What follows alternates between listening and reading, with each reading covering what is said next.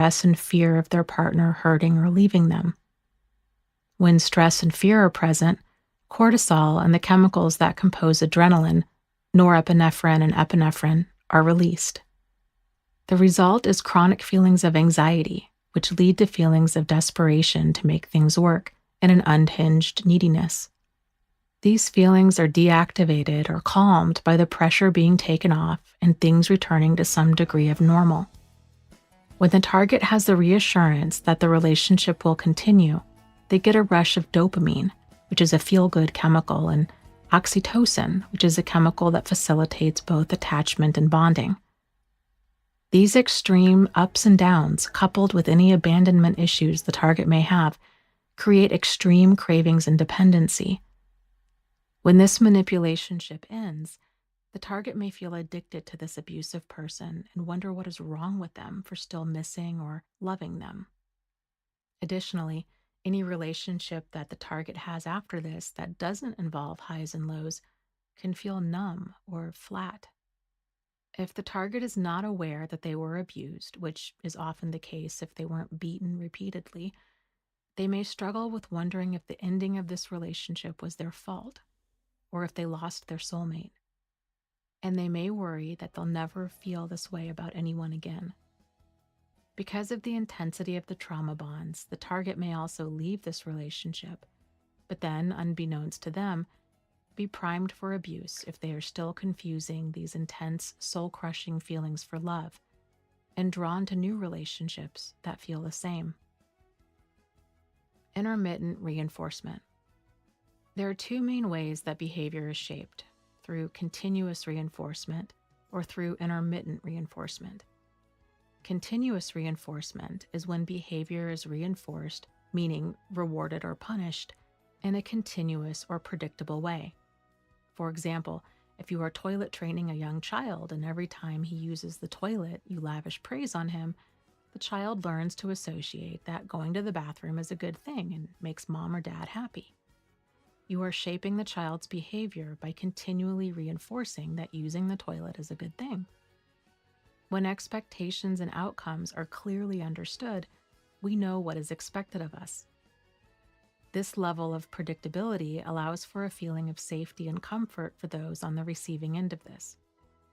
Intermittent reinforcement is when behavior is rewarded or punished in an erratic way.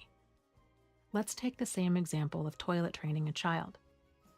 If you were to act in an unpredictable way, such as congratulate your child some of the time he used the toilet and completely ignore him other times, or if you were to yell at him to hurry up, the child is going to struggle connecting what he needs to do in order to get your approval and to stay out of trouble. The result of unpredictable reward and punishment, or intermittently reinforced behavior, is anxiety, depression, and feelings of hopelessness and helplessness, because their actions may or may not lead them to the desired outcome. When a person is on the receiving end of having their behavior intermittently reinforced, at first, they often double up their efforts to appease the other person in an attempt to get the tension, icy presence, ignoring, or abuse to stop. However, if this doesn't work, the target tends to give up and may become quiet and withdrawn around the person who is impossible to please. For example, let's say Chloe has an overbearing and critical mother. In order to avoid being belittled or berated, Chloe always makes sure that she looks and acts in a way that her mother would approve. However, there was never any guarantee. One day, her mother would approve of her outfit or her friends, but then a week later she wouldn't. All of her mother's unpredictable behavior left Chloe feeling continually anxious and insecure in general, but especially around her mother. Being on the receiving end of intermittent reinforcement isn't just frustrating. It's corrosive to a person's individuality and emotional health. Additionally, it can also create an addictive response in the person who is trying to gain their desired outcome. The reason for this addictive response is that there is a rush of a feel-good hormone called dopamine that comes from achieving the reward. This rush of dopamine isn't found in continuous reinforcement because everything is predictable. When we put a lot of time and effort into something, And when we repeatedly fail along the way, success is that much more rewarding. The same is true with being able to please a difficult partner. The stress created by the emotional lows can make the relief of the highs addictive. In certain situations, having our hard work rewarded can be beneficial, but in terms of trying to please a person with difficult, demanding, and erratic behavior, it can lead to all kinds of problems.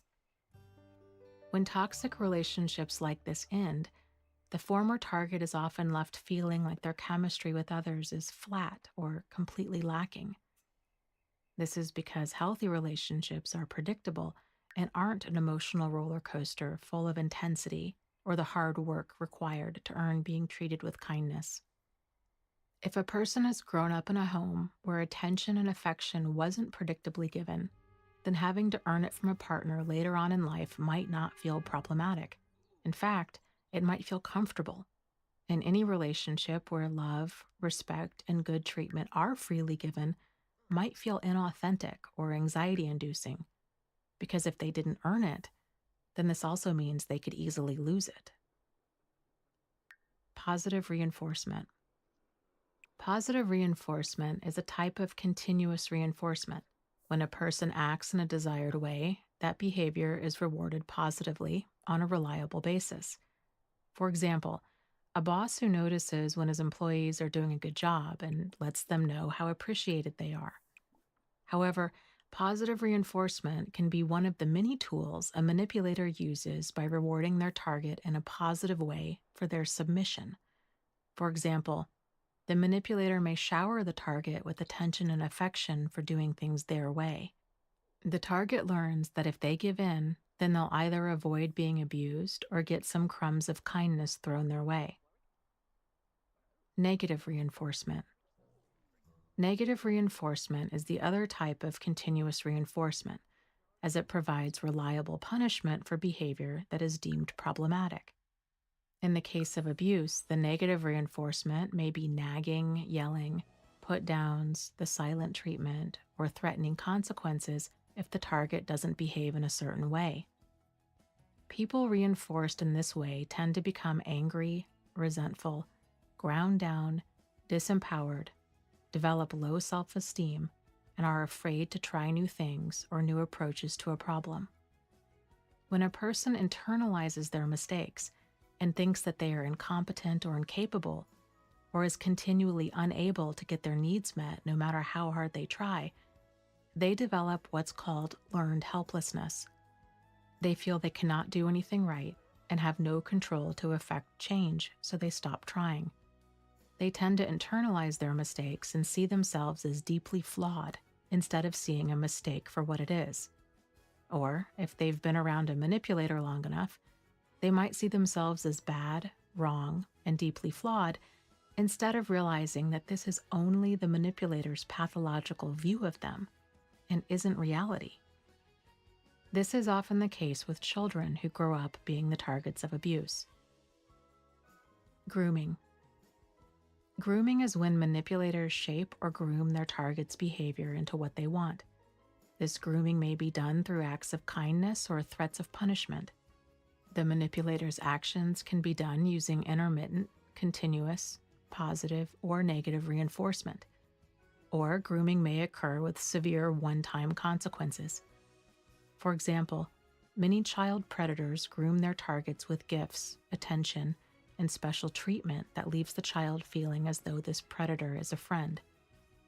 With severe one-time consequences, the target learns quickly, often with one incident, to never do what they did again. For example, the target might have worn lipstick, and the manipulator began accusing them of wearing makeup because they were cheating. In an effort to reassure their partner, the target may stop wearing lipstick. Grooming can either be done in overt, covert, passive-aggressive, or aggressive ways, with the implied message ranging from, "Act like this or else I'll pull away my attention or affection," or "Act like this or else you'll have hell to pay." Persistence. Many targets of manipulators, as well as those around them, confuse their persistence with sincerity. After all, most people don't go to great lengths to win back their partner or make their marriage work if they don't really mean it. However, manipulators will. Make no mistake, persistence doesn't always mean a person is sincere. If someone is trying to guilt you into forgiving them or won't leave you alone after you've told them to, then this behavior is about control and shows a lack of respect for your boundaries. Future faking. Future faking is when the promise of the ultimate prize, the hook, the target desires, is dangled in front of them. The manipulator might talk about getting married, having a baby, getting sober, getting into therapy, doing whatever it takes to make the relationship work, or if they are an employer, giving a raise or a promotion. Future faking fuels a fantasy with talk of the target's ideal future. Down the road, once the emotional roller coaster starts, they may make promises to change, show signs of remorse, and bring up the target's ideal future as a way to persuade them into giving the manipulator another chance. Because future faking involves the manipulator saying what the target needs to hear, this talk, or short-lived actions, are often confused with the relationship turning a positive corner and getting back on track. Future faking doesn't just lead to disappointment. It leads to profound amounts of psychological and emotional damage. The reason is that the manipulator often places some of the blame for their bad behavior onto the target. The result is now that the target is working overtime to smooth out issues within the relationship that weren't theirs to begin with. All of the target's work results in them trying to be a better communicator, a better spouse, better in bed, and somehow less of a problem. The result is that they've become more submissive, taken on inappropriate levels of responsibility for their partner's behavior, and have silenced even more parts of themselves, all so the relationship can work. However, much like chasing a mirage in the desert, the ideal future never comes. Instead, the targets wear themselves out only to get more abuse in return. It often takes years for a target to get to the point where they are so exhausted and frustrated with nothing changing that they start to see this future faking as the empty talk that it is. At this point, tremendous guilt, shame, embarrassment, and rage for not seeing things clearly often set in. Stockholm Syndrome. The psychological term Stockholm Syndrome was coined by the criminologist and psychiatrist Nils Bejerot in 1973 after he assisted the police during a bank robbery in Stockholm, Sweden, where 4 employees, 3 women and 1 man, were held hostage for 6 days. During their captivity, it was noted that the hostages developed strong emotional attachments to their captors, which they claimed stemmed from their captors showing them kindness in the midst of their captivity. These small acts of kindness seemed to negate the fact that their lives had been threatened. Several months after being released, it was discovered that some of the hostages were still viewing their captors in a positive light. One woman even had the captors over for dinner once they were out of prison. Psychologists wanted to know if the Stockholm Bank incident was a unique occurrence or if it was more common than originally thought. Since then, studies have revealed that those being abused formed trauma bonds with their abuser as a result of a variety of stressful and abusive situations. These bonds are strengthened due to the mix of tension and relief that accompanies intermittent reinforcement. Understanding what has you hooked. Once you have clarity about the hook that has you, you can then work towards developing a plan. Even if you aren't ready to work on developing a plan, having the awareness of what's driving you to hold on can help you begin to see your thoughts and responses to them much more clearly. Understanding what has you hooked can be really insightful and can sometimes be the clarity that sets a person free. However, it's important to understand that change of any kind is always difficult, no matter how needed it is or how ready you are. In addition to any trauma bonds that may be present, take some time to examine what other emotional hooks have you caught up in this dynamic. A good start to getting this clarity is to ask yourself the following questions. Are you staying in this dynamic because you are lonely or intimidated by the thought of being alone? Are you keeping this person in your life because they are family and you feel obligated to keep in regular contact or to keep trying to make the relationship work? Are you holding on to hope that if you continue to stick around, that you will eventually get whatever it is that they've been promising? For example, a promotion, to get married, to get sober, etc. Have you given money and hope by being nice you will eventually get repaid? Are you thinking that these things will change if you keep trying to get through to them, even though you've been trying for months, years, or decades? Are you concerned that if you leave, they will find someone else, and that this new person will reap all of the benefits of your attempts to change them? Are you intimidated by the thought of confronting them, and that doing so will only make things worse? Are you afraid that confronting them will hurt them emotionally? Are you afraid of letting go and the sadness and potential emotional or financial loss associated with it? Are you ready to let go but just don't know how to end it? Have you already experienced a lot of loss in your life and don't want to go through another one? One of the biggest changes you will have to make is in letting go of the hope-fueled fantasy that someday you will have this fulfilling relationship with them, when none of their actions point to this being a possibility. Seeing your fantasy for what it is can be incredibly hard, and often involves grieving the loss of the relationship you thought you had, or the relationship you thought was possible.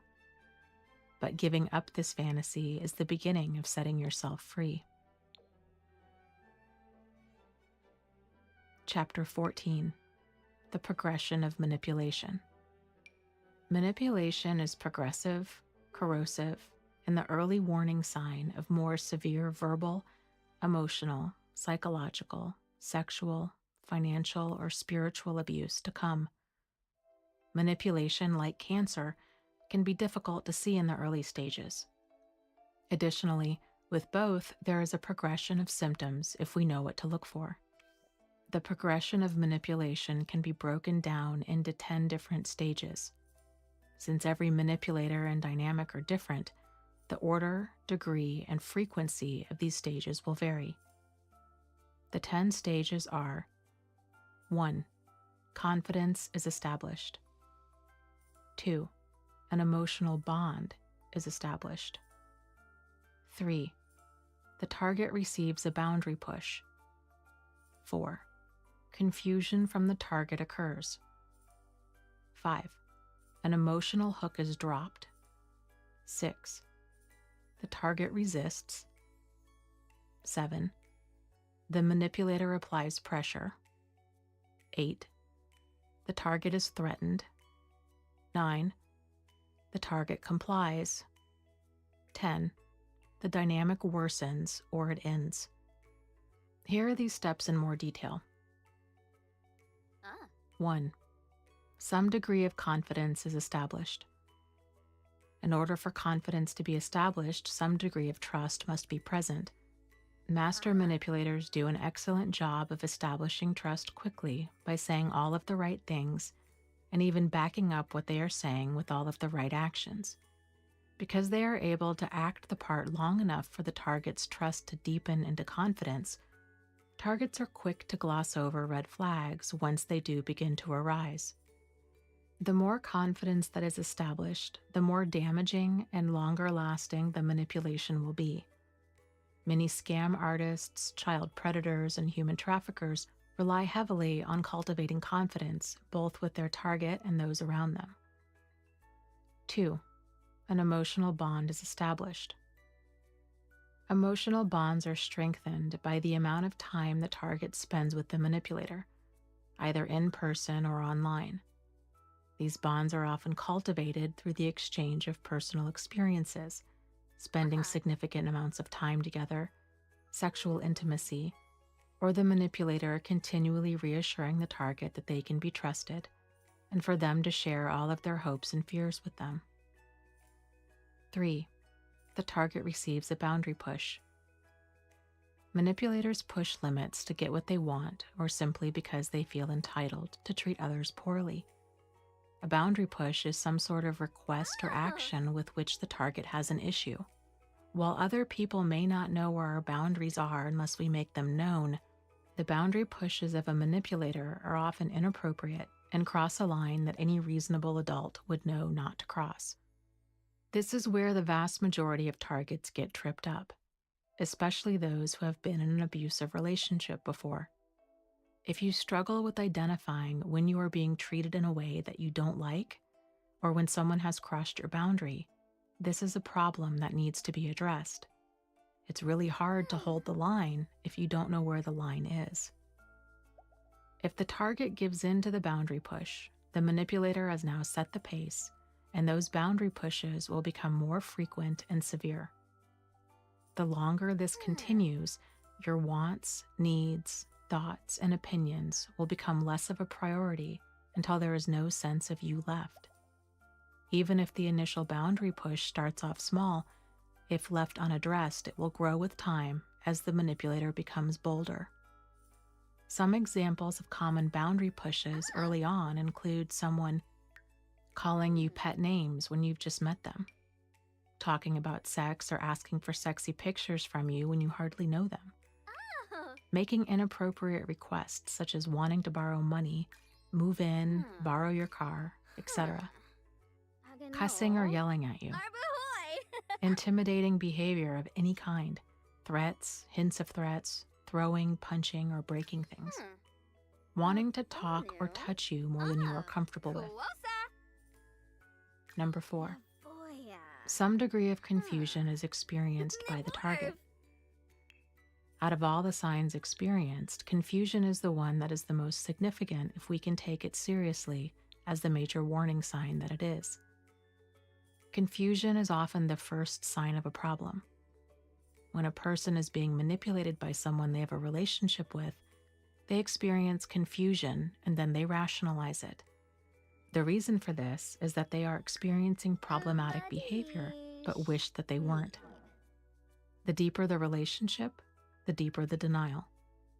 For example, we might experience a flash of confusion when our partner is being overly secretive with their phone and who they are texting. If someone is walking faster than normal behind us when we are in a parking garage, or if our boss has an inappropriate request. Any one of these scenarios tends to register as a, that's weird. However, it's the situations that we are invested in that we have the hardest time seeing clearly and taking action on. It can be difficult addressing issues at work or home when doing so might risk our employment or our relationship. 5. An emotional hook is dropped.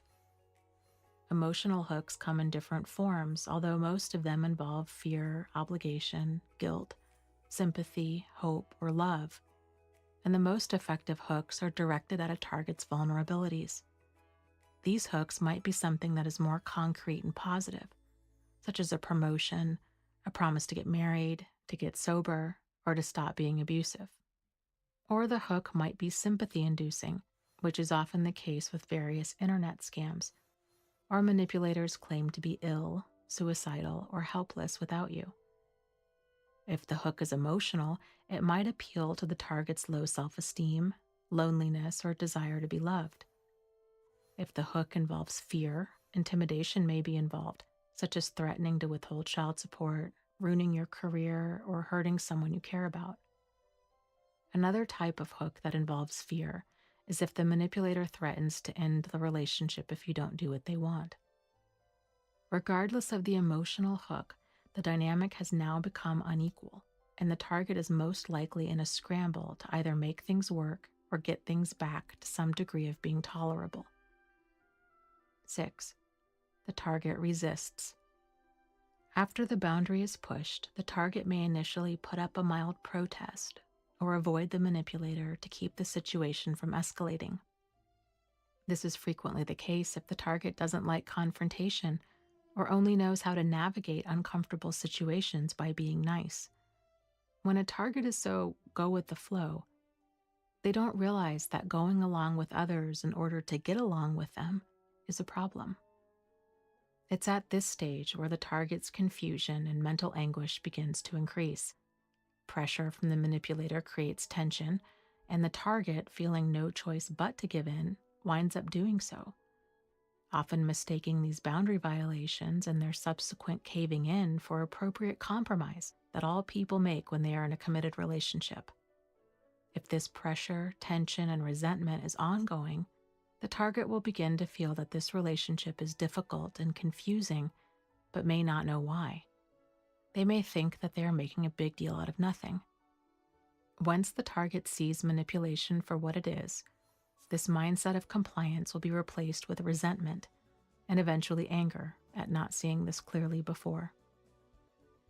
7. The manipulator applies pressure. This is where the manipulator continues to push for their desired outcome until the target completely drops their boundaries.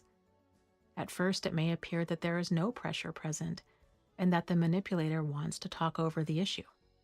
However, the conversation will quickly devolve into a lecture or accusations that the target is mean, controlling, manipulative, or unreasonable, when in reality, the target is only trying to assert themselves. These accusations are used as a form of pressure on the target to cave. If pressuring the target doesn't work, the manipulator may pepper in charm or reassurance, followed by pleading. The manipulator may say something like, "I thought you loved me. If you loved me or wanted this job or were a friend, you would do this. I would never lie to you or hurt you." At this point, fear, obligation, guilt, and sympathy are being laid on thick, and the target may become confused as to whether or not their boundaries are reasonable, or wonder if they are the difficult one. This type of introspection can be ongoing when a manipulator is present. Each time we buy into thinking our boundaries, feelings, or opinions are the problem, we are replacing our reality with the manipulator's. 8. The target is threatened. If the target doesn't cave in to the manipulator's demands, the manipulator will raise the stakes. At this point, direct or indirect threats involving emotional or physical pain or unhappiness are made. The manipulator may manufacture undeserved guilt within the target by accusing them of being uncaring, cruel, or a bad parent. They may also make threats such as ending the relationship, talking about suicide, telling the target they should die or kill themselves, or that they will kill the target. If the manipulator does lash out, they will blame the target for provoking them, when in reality, all the target did was set boundaries. 9. The target complies. In an effort to prevent the manipulator from escalating further and actually following through on any of their threats, as well as to release some of the anxiety and tension that the manipulator's threats cause, the target gives in. When the manipulator gets their way, the immediate pressure has been removed from the target, often leaving them to think that things have turned a corner and that this relationship can be salvaged. However, this sense of relief and period of calm are often short-lived. The reality is that with each concession, the target is losing touch with their boundaries, identity, and self-esteem, while the manipulator has gained more ground, and the relationship is continuing to become more unbalanced. While things may appear calm, they are actually significantly worse, as now the manipulator knows what buttons to push and to what extent they need to escalate their bad behavior in order to get the target to comply from here on out. The groundwork is now set for a pattern of demands and pressure, and the cycle of manipulation worsens. 10. The dynamic worsens, or it ends. At this point, one of three things will most likely happen. The target doesn't comply and instead holds their boundary. If the target starts holding their boundary, they are hopefully aware of the different buttons the manipulator has been pushing so that they can hold their ground on all fronts. Additionally, when they go to hold their ground, it's vital that they do so in a safe way. Setting boundaries with a person that has been dangerous or that you fear might become that way is only a good idea if you are doing so from afar and in the most self-protective way possible. The manipulator spots another target and moves on. When a manipulator moves on, it's usually for one of two reasons. The target stops giving in, or the manipulator becomes excited by a fresh new prospect. If the manipulator moves on, the target may struggle with feeling responsible for not doing more to keep the relationship intact. It's important to realize that the target can give and do everything the manipulator wants and put up with all kinds of lying, cheating, stealing, and abuse and still lose the relationship. There isn't enough a target can do to earn their love, because a connection with the pathological manipulator will only ever be a one-way street, and real love can't be earned anyway. Regardless of the reason the manipulator moves on, this doesn't mean that they will necessarily leave the former target alone. In terms of romantic relationships, it's extremely common for a manipulator to date or even marry someone else, but continue to message the former target with professions of their love, or to threaten to harm the target if the target were to date someone else. Remember, their game is all about control and winning. If they become possessive or threatening, this isn't romantic or a sick sign that they care. If you are in this position, keep your emotional shields up and your boundaries strong, and consider moving as far away as you can from them. The target is left wondering how the manipulator can move on so quickly, like they never existed, and how they seem so indifferent and unaffected. They are left nursing the pain of profound heartbreak while simultaneously struggling with confusion about why the manipulator left and what they could have done differently. They may be in a state of shock and grief, desperate for answers and for the manipulator to return. It's not uncommon for the manipulator to resurface, claiming that they care or that they want to be friends with the target. The target may have mixed feelings of hesitation and longing and agree to this friendship as a way to keep the manipulator in their life. What they don't realize is that the manipulator isn't looking to be their friend. The manipulator is looking to keep them on the hook, to use them for whatever they might need. A place to stay, money, sex, or social contacts. Or if the manipulator is sadistic, they may call or text the former target and want to tell them all about their most recent date or how happy they are with their new partner. If the target gets upset by this, the manipulator yet again blames the target for not being supportive or wanting to see them happy. Any of these ploys are to keep the target strung along, keeping their hope alive, and preventing them from moving forward. If this describes what you are going through, please know you aren't being petty or holding a grudge if you don't want to be friends with an ex. It's perfectly fine to cut off communication with someone who has treated you poorly. At this point, the target is most likely unaware that their relationship was an abusive one, especially if there was no verbal or physical abuse. However, a manipulative relationship is an abusive relationship, and psychological and emotional abuse can take many targets years or decades to understand what happened, as well as to see the damage that's been done. Down the road, the target may begin to question how they got caught up with someone like this, and how they allowed themselves to be so mistreated and didn't realize it at the time.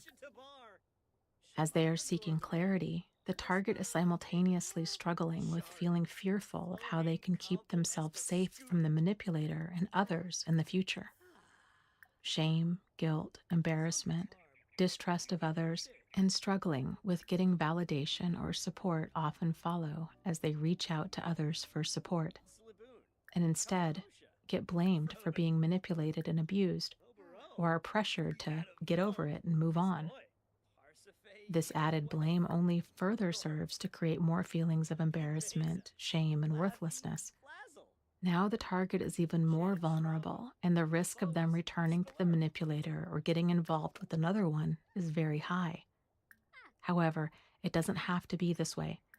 Parts 4 and 5 of this book will help you gain the strategies and insights needed in order to break free from manipulation once and for all. The target caves in.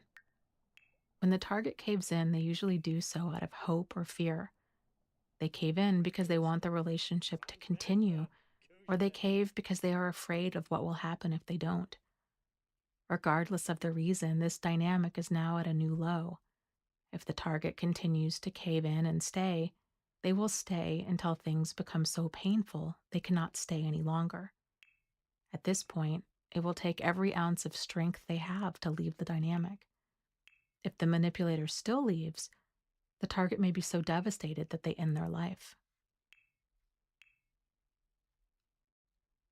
Chapter 15: The Psychological Progression of the Target. While manipulation is progressive, so is the target's response to it. The emotional and psychological progression that a target experiences is confusion, introspection, rationalization, and erosion. Here's what this progression looks like in motion. Confusion. The target experiences problematic behavior and doesn't understand why. Confusion ensues, and they begin looking for reasons as to why things have become tense or overly complicated, or why the manipulator is being so cold, cruel, or callous. Introspection. In an attempt to understand why the manipulator is so upset, the target finds themselves replaying any and all interactions that led up to the manipulator's icy behavior. Going through these various encounters with a fine-tooth comb, the target continually wonders what they did that was so wrong, and if they are the difficult one, or if the manipulator is overreacting and maybe even being abusive.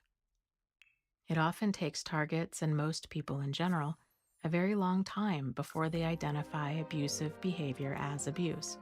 At best, they may have only dipped their toe into that idea, because calling abusive behavior abuse can seem like an overreaction, especially when society is quick to minimize and make excuses for it. Rationalization. The target is now at a crossroads. Do they stay or do they go? If they decide to stay, it's usually because they want or need for this dynamic to continue.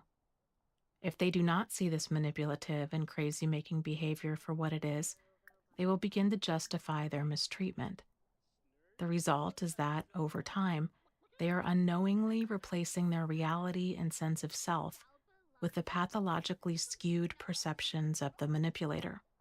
The whole time this is happening, the target is thinking that they are doing the right thing by changing the things about themselves that the manipulator deems as problematic in an attempt to make the relationship work.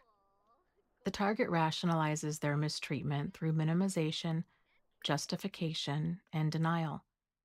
They may tell themselves that they must have misinterpreted what the manipulator said or did, that they have unresolved issues from their past, they are too sensitive, or that the manipulator had a bad day or a bad childhood and can't help the way that they behave. Or worse, they accept responsibility and blame for their mistreatment, thinking that the manipulator is right, and that if they just behaved differently, the manipulator wouldn't yell, give the silent treatment, cuss, threaten, hit, and so on. If the target believes that if they act the way the manipulator wants, that things will eventually get better, and that they will be treated fairly or decently, they are mistaken.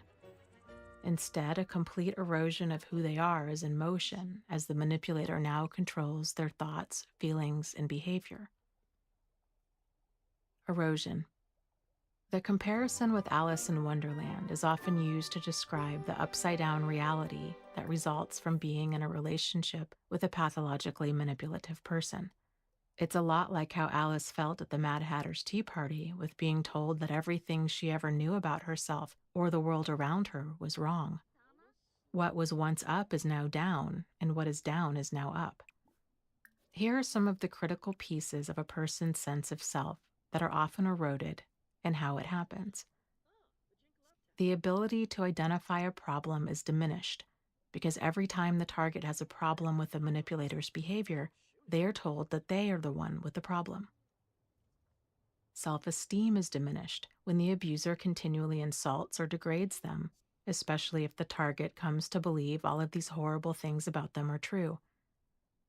The ability to be self-protective is diminished because the target was told that their boundaries weren't reasonable or needed. Now the target struggles with wondering if any issue they have with someone's behavior is unreasonable. This leads the target to struggle being able to identify when they are mistreated and what to do about it. The ability to trust others is diminished because they once trusted someone who profoundly hurt them. The ability to make decisions is diminished because they've continually been told that every decision they've made that wasn't in line with the manipulator's thinking was wrong. Some examples of how reality becomes eroded. I didn't say that we'd go out this weekend, and you were crazy for ever thinking that I did. Oh, you have the text messages proving what I said? Well, you must have faked them. I know I cheated multiple times, but how can you give up on us so quickly? Don't you love me? I had to open up credit cards in your name because my credit is terrible. You're so selfish for having a problem with this after I've done so much for you over the years. I can't believe you are pressing charges against me for hitting you. It only happened that once. You are making a big deal out of nothing. Because this level of manipulation has gradually become the target's new normal, the target doesn't realize how profound the damage being done to their thinking, identity, or self-esteem really is until they leave. Once they do realize it, they are overwhelmed by the monumental task of untangling the manipulator's pathologically skewed version of them from who they actually are. Attempting to sort all of this out is incredibly difficult since the target has been programmed to doubt their every thought, to automatically assume that they are wrong, and to look to the manipulator to tell them how to think and act. Once the manipulator is gone, the target often feels lost and struggles to get back in touch with what they really think and feel. While a former target must learn how to validate themselves, in the beginning, they will most likely need to find that self before they can begin to validate it. When a person is struggling with trying to sort out harmful advice and behavior from the helpful, it can be extremely confusing. There is no shortage of dysfunctional thinking out there. If you are in need of some help, a trusted longtime friend or family member, therapist, or life coach who are empowering and have a healthy understanding of what boundaries, abuse, and manipulation are can help. However, finding these people can sometimes be a challenge. If this is the case, then joining a support group can be profoundly helpful. I have 2 different online groups that are both free. One is for people who are focused on understanding manipulation and abuse, and the other group is for people who have gained that clarity and who are now ready to focus solely on their healing. You can find out more about both groups by going to my website, www.thriveafterabuse.com. Chapter 16. 7 points to consider before starting couples counseling. It's not uncommon for a manipulator to suggest that the two of you repair the relationship in therapy. However, going to therapy with a manipulative or otherwise emotionally immature person will often make things worse. If you are considering therapy with a manipulative person, be aware of these points. While the 7 points below pertain to couples counseling, these same issues can surface in any type of counseling a manipulator enters, whether it be family, individual, spiritual, or court-appointed counseling. Because they are so manipulative and have such a pathological worldview, it's common for them to return from counseling saying that their therapist thinks that you are the narcissist, manipulative, or abusive. Here are 7 additional points to consider. 1. They may suggest therapy because they think you are the one who needs to change. Most of the time, manipulators don't have the self-awareness to know that their behavior is a problem. If they suggest therapy, they may be doing so because they think that you are the one who needs to change. If a person lacks emotional maturity, then odds are they also lack sincere accountability, feel justified in their behavior, and have no understanding or respect for the boundaries of other people. Before you even start therapy, it's a good idea to get clear on what kind of changes you need to see and in what time frame, so that you get a clear idea of how much time, energy, and money you are willing to put towards seeing if they will change. 2. Going to therapy may only be another level to their game. If you have a manipulator in your life who is more on the exploitative, charming, and schmoozing side of the spectrum, they may do a great job of pretending to be accountable for their behavior. They may apologize profusely, sob uncontrollably, make grand displays of how sorry they are, or appear to be sincere, remorseful, accountable, and dedicated to making this relationship work in front of the counselor. None of this means anything unless their behavior actually changes. And more often than not, when they make these grand public displays of apology, it has nothing to do with them being sincere. It's all about them getting their ego boosted by others, thinking that they are so amazing, caring, insightful, and an overall wonderful human being. Manipulators are notorious for these kinds of over-the-top displays of goodness. However, some are significantly more subtle with their displays of goodness or sincerity, but the displays are all for show nonetheless. I've worked with targets who are outraged and confused as to how their ex could march in a domestic violence awareness parade, while their ex continued to stalk and send them verbally abusive text messages. I've worked with targets who have had their spouse go crying to their spiritual leader, begging to help them save their marriage, while they were cheating the whole time. 3. True change takes time, and no matter how much therapy, rehab, religion, or love a person gets, there is no guarantee that they will actually change. True change is hard work, and it's a process, it's not an event. Change rarely happens within 3 therapy sessions, and there's a very solid chance it won't happen within 30, if it ever happens at all. A person can go to therapy for decades and not change enough for the relationship to work. When this happens, it's because they may not be ready to change, they may not be a good fit with their therapist, they may be working on other issues, they may have a skewed perception of their behavior and the therapist isn't getting an accurate view of what's really going on, or they aren't interested in changing. If they truly aren't interested in changing, but are going to therapy, it could be because they're court appointed to be there. They have to meet with a social worker or case manager to get certain services from the government. Or perhaps they are going to therapy and consciously lying to the therapist so that they can create a paper trail of their good behavior, or to get the therapist's testimony in the future. Or maybe it's fun for them to see what they can get a mental health clinician to believe. If they are sadistic, they may simply be going to therapy because they want an audience to listen to all of their heinous behavior just so they can watch the therapist squirm. 4. They may seem to suddenly have insight, appear sincere and remorseful, and act the part of a changed person. If on the first few sessions they go from having no moral compass to being an honest, loving, attentive, loyal partner who is full of insight and able to communicate effectively, then odds are they're putting on a show. You may find yourself scratching your head wondering how and why they were chronically cheating and lying for years when a few honest conversations could have kept your marriage together. This is especially true if they seem to have no problem being open and honest in therapy. If someone with this level of pathological behavior claims to have been able to self-reflect, promises never to do it again, maybe even offer to take a lie detector test to prove it, and overall transforms into your ideal partner, then there is a solid chance they are acting the part of changing and are better at hiding what they are doing. 5. Be on the lookout for subtle blame shifting and manipulation.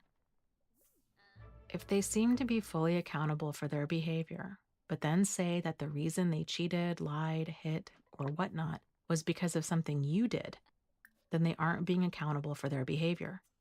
This subtle sleight of hand can be tricky to spot. They may say that they cheated because they didn't feel comfortable bringing up issues about the relationship, or that they cheated because you worked too much or that you gained weight. If you or the therapist don't see the blame shifting for what it is, you may leave the session thinking how wonderful therapy seems to be working and how happy you are to know what you need to fix. See what happened there? You and the therapist have both been roped into their manipulation that in order for them to have a moral compass, you need to behave a certain way. Don't fall for this. And also, please understand that therapists are human too. They don't know and see everything, and they aren't an expert on your life. You are. If there is some truth to the issues the manipulator brings up, then keep those separate. Don't let them off the hook. You may have been working too much or gained weight, but that doesn't make their cheating okay. If you do want to work on some of the issues they brought up, that's fine. However, they still need to own their part. 6. What you say in therapy may be used against you.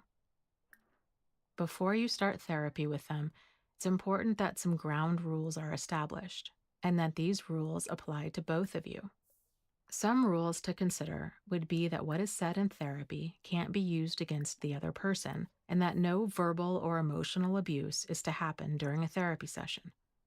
A skilled therapist isn't going to allow anyone to be re-victimized or abused during couples counseling. If this happens, it should be addressed immediately and directly, and made clear that it is not to happen again. If you continue to be abused or re-victimized in therapy and the therapist doesn't end the session, it's okay to leave. It's also okay to talk to your therapist one-on-one about this, or to get a new therapist. If your partner is flat out lying, trying to manipulate the therapist by playing the victim, or being verbally abusive or attempting to gaslight you during a session, it's okay to say that you want to talk to the therapist alone, that you want to stop the session, or even that you want to stop couples counseling altogether.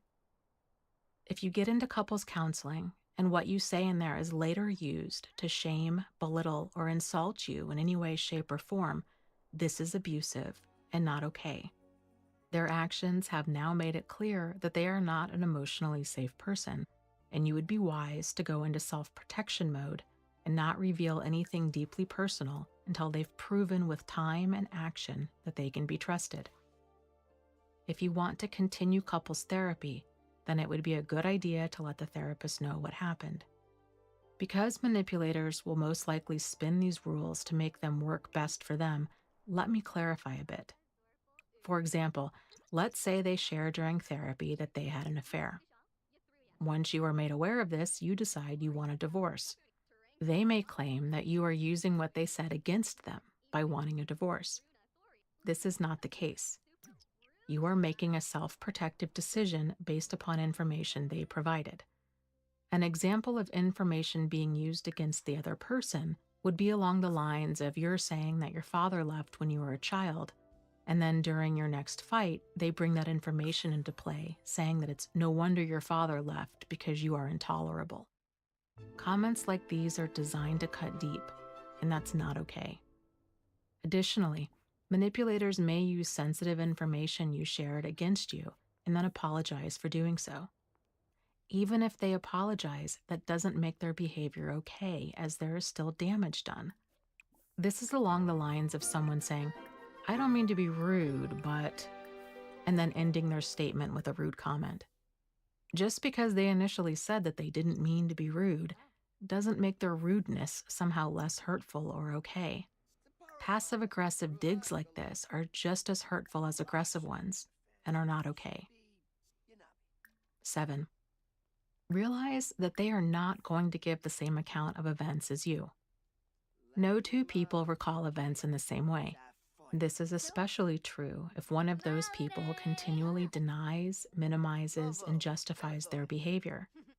Not only has this person lacked accountability for their actions, they've rewritten reality to make everyone else at fault.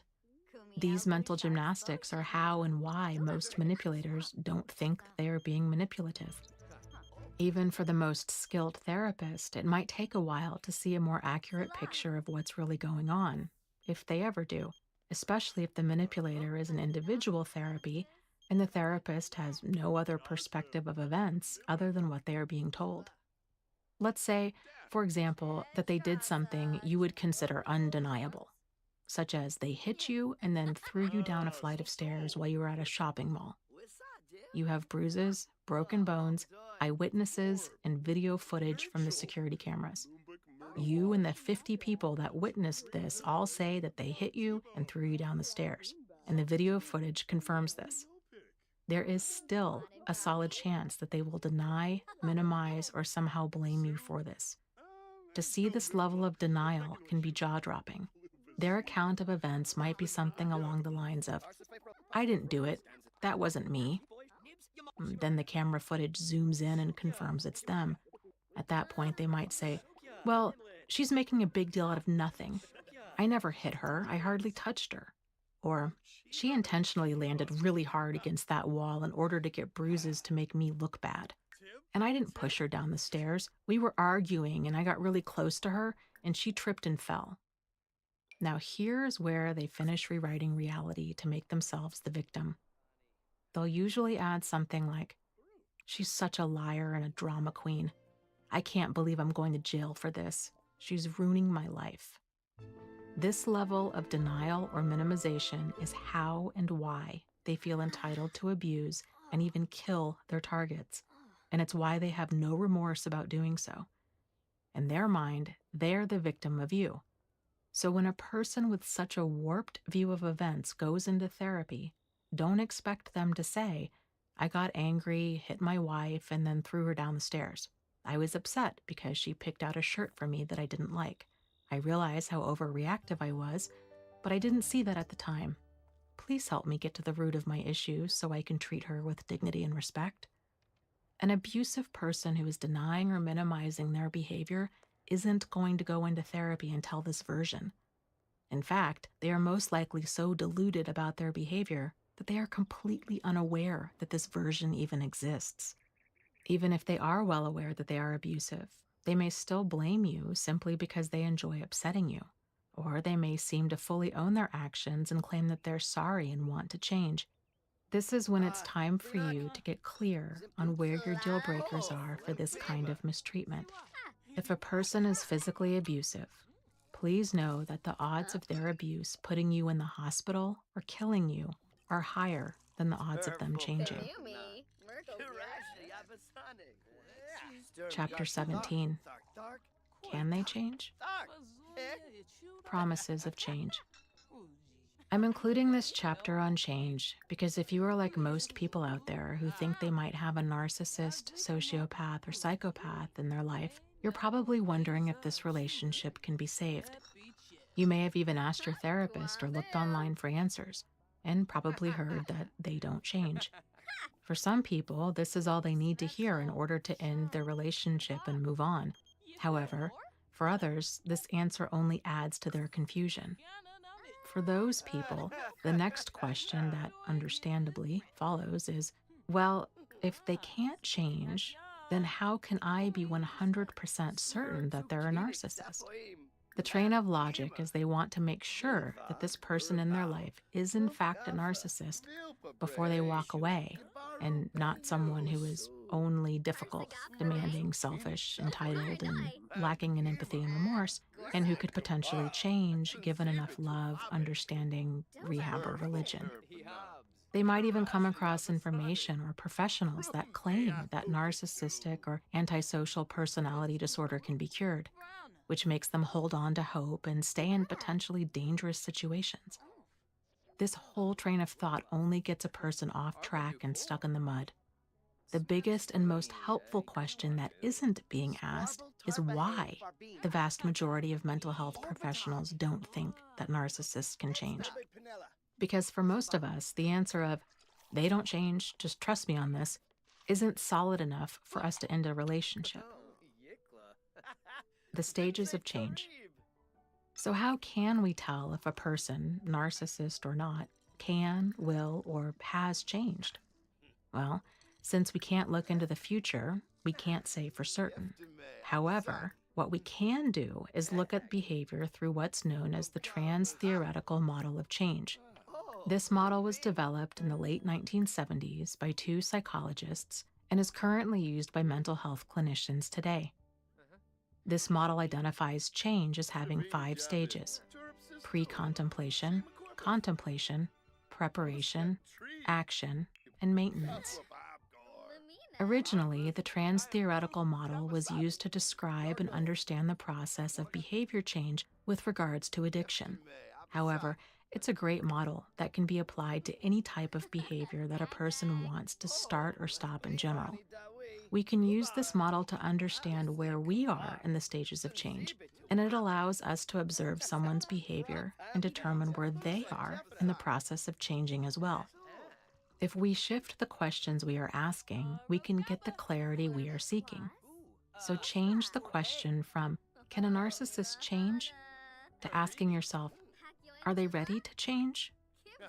Are they in the process of changing? Or have they changed?" Once you understand the stages of change, you'll be able to answer these questions as well as gain tremendous insight into human behavior. As we take a deeper look into these stages, remember that we are all going through different stages of change in different areas of our life, and that these stages aren't limited to problematic behavior. I've included examples with each of the following stages so you can better understand this process. The 5 stages of the trans-theoretical model of change. 1. Pre-contemplation. In this stage, a person isn't aware or doesn't acknowledge that they want or need to change. They haven't given any thought to the possibility of doing anything different, and they do not intend to take any action within the next 6 months. No change is possible at this stage. It doesn't matter if we, the police, a judge, or family and friends tell them that they have a problem. If someone doesn't sincerely see an issue with their behavior, then in their mind there is no issue to address, let alone change. If a person denies, minimizes, shifts blame, or justifies their behavior, isn't sincerely and fully accountable, they are in the pre-contemplative stage of change. For those reasons, many people don't ever get to the next stages. If they do, it's fleeting, and they are often apologizing, crying, or taking some sort of massive action in order to keep their relationship going, not because they are truly remorseful. Examples of the pre-contemplation stage. A person who doesn't think that their alcohol consumption or drug use is a problem. A parent who yells, belittles, or hits their children, but blames their children for making them act this way. A person who is in a dissatisfying relationship, but who hasn't thought about leaving. A person in this stage is unaware that a change is wanted or needed. 2. Contemplation. In this stage, a person is thinking about making some sort of change within the next 6 months.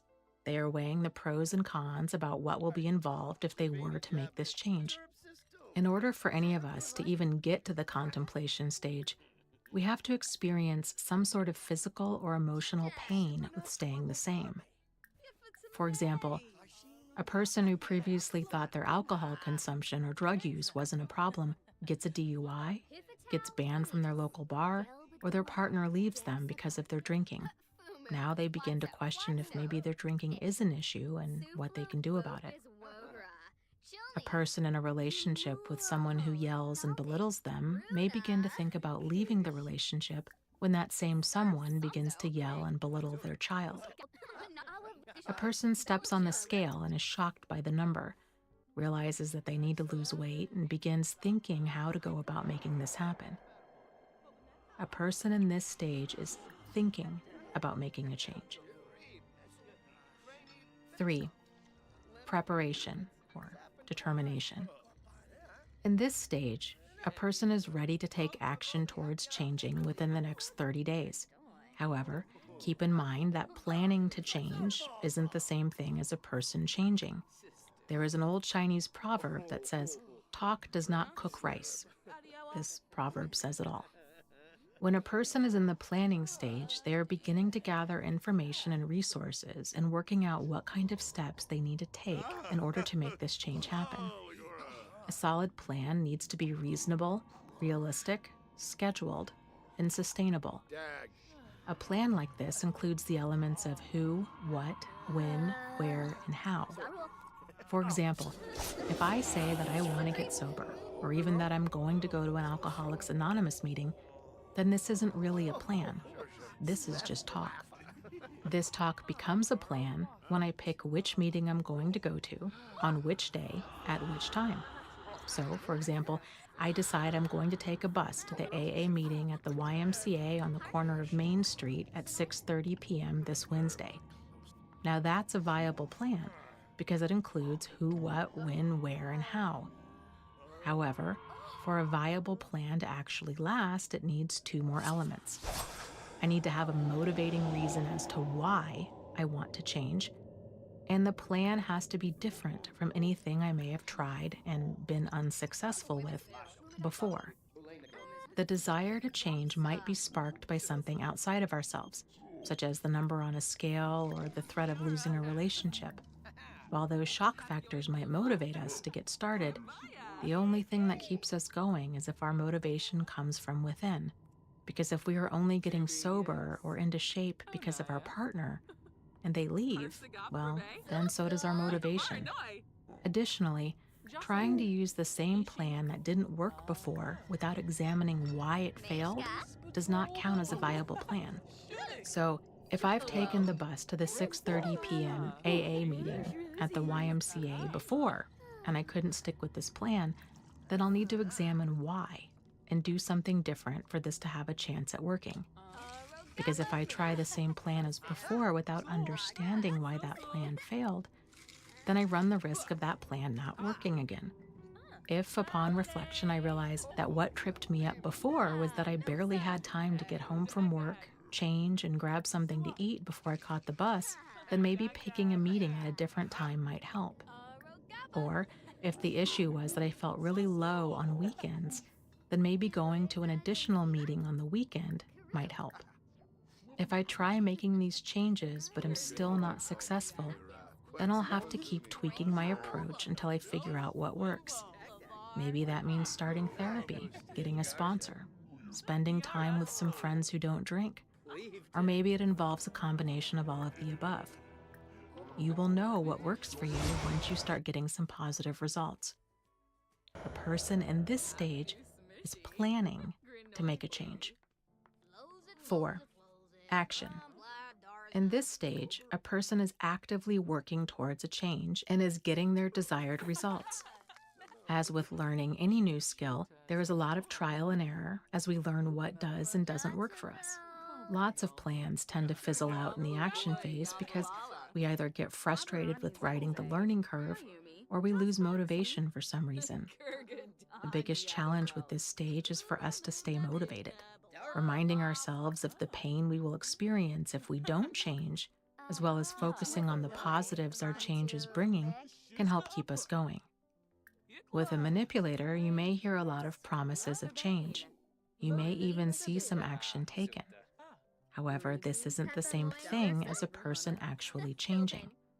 If anything, promises of change and sporadic action result in one of two things. They make sudden and radical changes and seem to change overnight until you let them back into your life, when they then revert back to their old selves. They are on their best behavior, and then you find out in time that they've only gotten better at hiding what they've been up to. A person in the action stage is taking action and is changing. 5. Maintenance. In this stage, we've been taking consistent action, achieving our desired results, and have been able to maintain the change for more than 6 months. When someone is in this stage, they intend to maintain this change going forward and work to prevent backsliding. A person in this stage has changed and is maintaining their change. I want to point out 2 important things about change. Number 1, sustained change only happens in the maintenance phase. All phases that come before that are just different levels of interest in changing, wanting to change or taking some action to change. Apologizing, begging for forgiveness, or promising to change are not change. Taking action isn't change. Joining a gym, going to an AA meeting, or a therapy session are all great, but they aren't change. Sustained change is the only true change. Number 2, change is rarely a smooth process. Change is always difficult, even if we are highly motivated to make it. It can feel like we're walking around a mountain with 2 left feet. If you were to draw the process of change, you wouldn't see a straight line.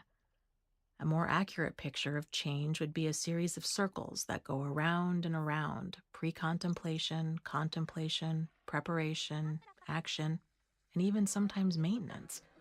And then it goes back to pre-contemplation. The result is that it would look like a giant scribble. This goes for not just other people, it holds true for all of us. The more savvy manipulators may know this and may use this to pull on your heartstrings. Please know that it's okay to have your limits with their behavior. In fact, I would encourage you to get clear on where those limits are. While understanding the stages of change can help us to see the difference between talk, sporadic action, and true change, for those who have a manipulator in their life, trying to tell if they've changed is incredibly difficult. The reason is that they can fake having insight and do a great job of acting the part at having changed. They may cry, beg, plead, apologize, say all of the right things, and seem to show remorse. They may make promises to your children, parents, or people in your inner circle that this time is different. They may get into therapy and start reading self-help books. They may make grand displays of apologizing that would make anyone think that surely they must be sorry, because a person who wasn't wouldn't go to such extremes. They may reel you back in, telling you that you are their soulmate, and they will do anything to make this relationship work. Don't mistake these grand acts as a sign of sincerity or change. There has to be a point where we say enough is enough, especially if their past behavior shows you that they have no moral compass. Regardless of what they or others might say, you don't owe someone multiple chances to destroy your life. Changed behavior doesn't fix a relationship. So often people think that if this other person stopped being manipulative, abusive, drinking, or using drugs, that their relationship would be fine. This is not the case. The reality is that there is no relationship present, and there hasn't been one since the damaging behavior came to light, if there was ever a relationship to begin with. Trust, honesty, open, sincere, solutions-oriented communication, respect, and empathy are all necessary ingredients for a relationship. If any one of those elements are missing, there is no real relationship present. The biggest and most dangerous mistake that targets of manipulation and abuse make is in thinking that the manipulation or abuse is the problem, and if these two things stopped, then everything would be fine. That's not the case. Maladjusted behavior is there because well-adjusted behavior is missing. There is no well-adjusted behavior buried inside of the manipulator. Even if they stop their old behavior, they would need to learn new behavior and be willing and able to work to repair the damage done by their previous behavior. In other words, even if they actually changed, this isn't the finish line. This is only the beginning. Even if the manipulator is sincerely accountable, stops all abuse and addictions, is actively working to restore trust, and is learning more constructive behavior, then the focus would need to shift to the former target. In this step, the former target would need to acknowledge and work through the hurt and anger they have as a result of being on the receiving end of such damaging behavior. This step is ongoing and can take years. It's around this time that the partner realizes that getting the problematic behavior to stop isn't the solution they thought it would be. Part 3. Breaking Free from Manipulation. Chapter 18. Seeing Pain for the Messenger It Is. So often we treat both physical and emotional pain as though these uncomfortable sensations are there for no reason. The reality is that pain is our brain's primary way of trying to get our attention so that it can deliver an important message. Just like the navigational system we have on our phone or in our car that lets us know when we need to make a turn or when we are headed in the wrong direction and need to turn around, pain is an important part of our internal navigation system that functions very much the same way. The more we disregard what that GPS is telling us, the further off track we get. Instead of pulling over and taking the time to figure out if we are in fact off track, we've learned to simply turn down the volume and continue driving. This will eventually end up being a problem. If we didn't experience pain, we would keep doing whatever it is that we are doing. Feeling pain after touching a hot stove is a good thing. If we didn't, we would have no reason to stop touching it. We feel pain because it's our brain's way of getting our attention. Not only is pain an aggressive messenger, it also provides the necessary motivation for us to do something different. If we didn't associate painful consequences to our actions, we wouldn't learn to navigate our environment effectively, and would unknowingly continue doing things that cause us harm. For example, there have been a handful of children born over the years who have a rare genetic disorder known as congenital insensitivity to pain, or CIP. This prohibits them from feeling physical pain. Parents of these children first start to notice something is different after the child breaks their bone and doesn't seem to notice. No matter how much these parents or doctors stress the importance of being cautious, when pain isn't present, these children are missing the ability to know when to moderate their behavior so they can stay safe. Unfortunately, the life expectancy for a person with this health condition is significantly reduced, and many don't survive into adulthood. However, many adults without this genetic disorder struggle to fully acknowledge the severity of their pain.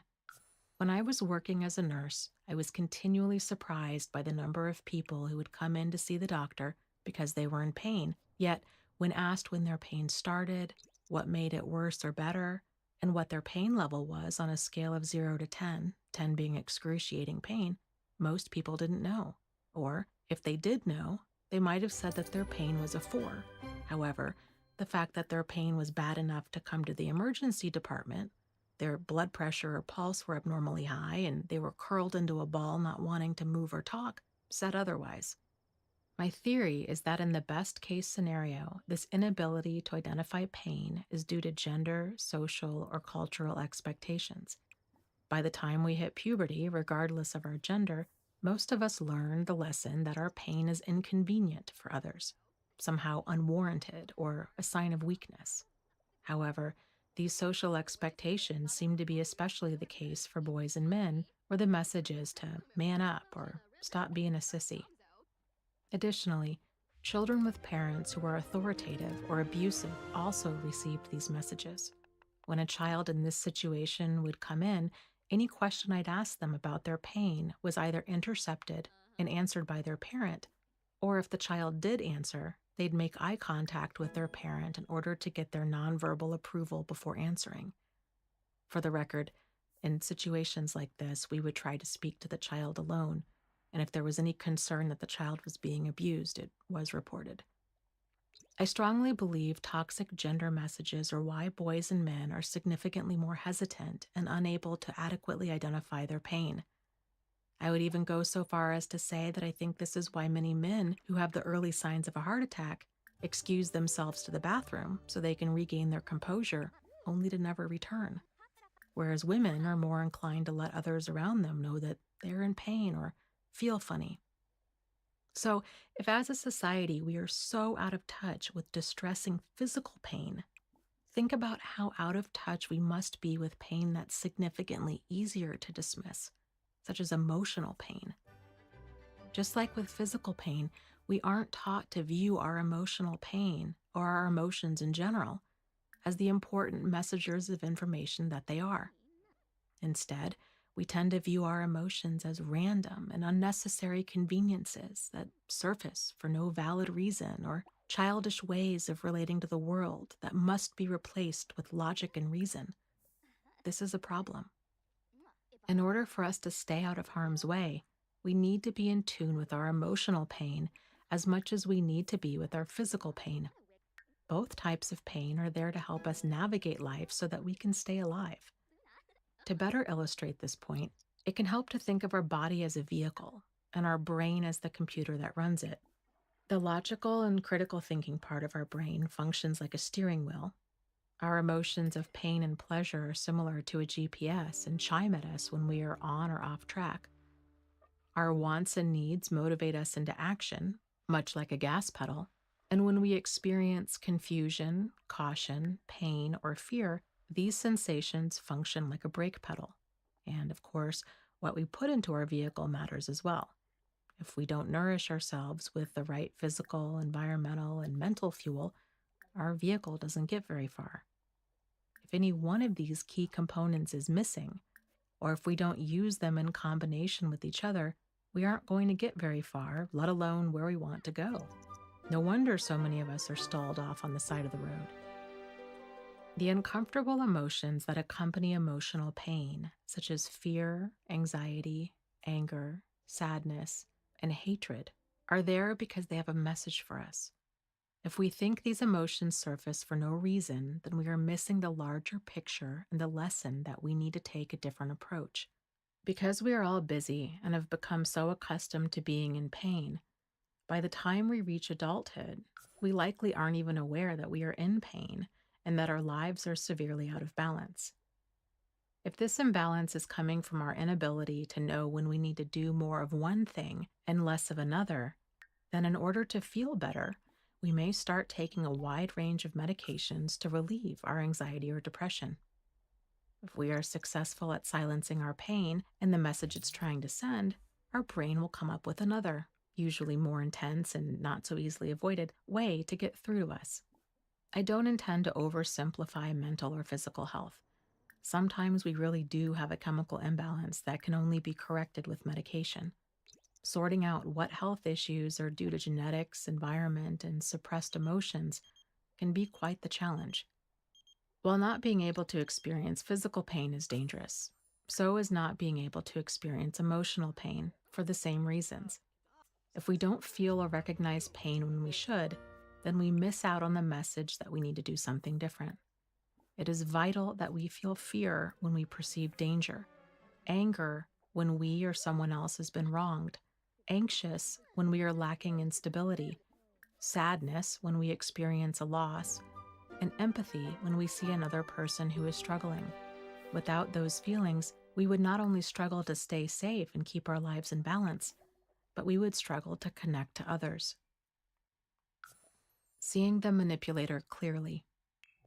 When we are in emotional pain, especially chronic emotional pain, this is a strong sign that something different needs to be done. The emotions of confusion, frustration, and resentment are present when we've had a boundary crossed, and a sign that we need to take some sort of action to protect our boundaries and thus ourselves.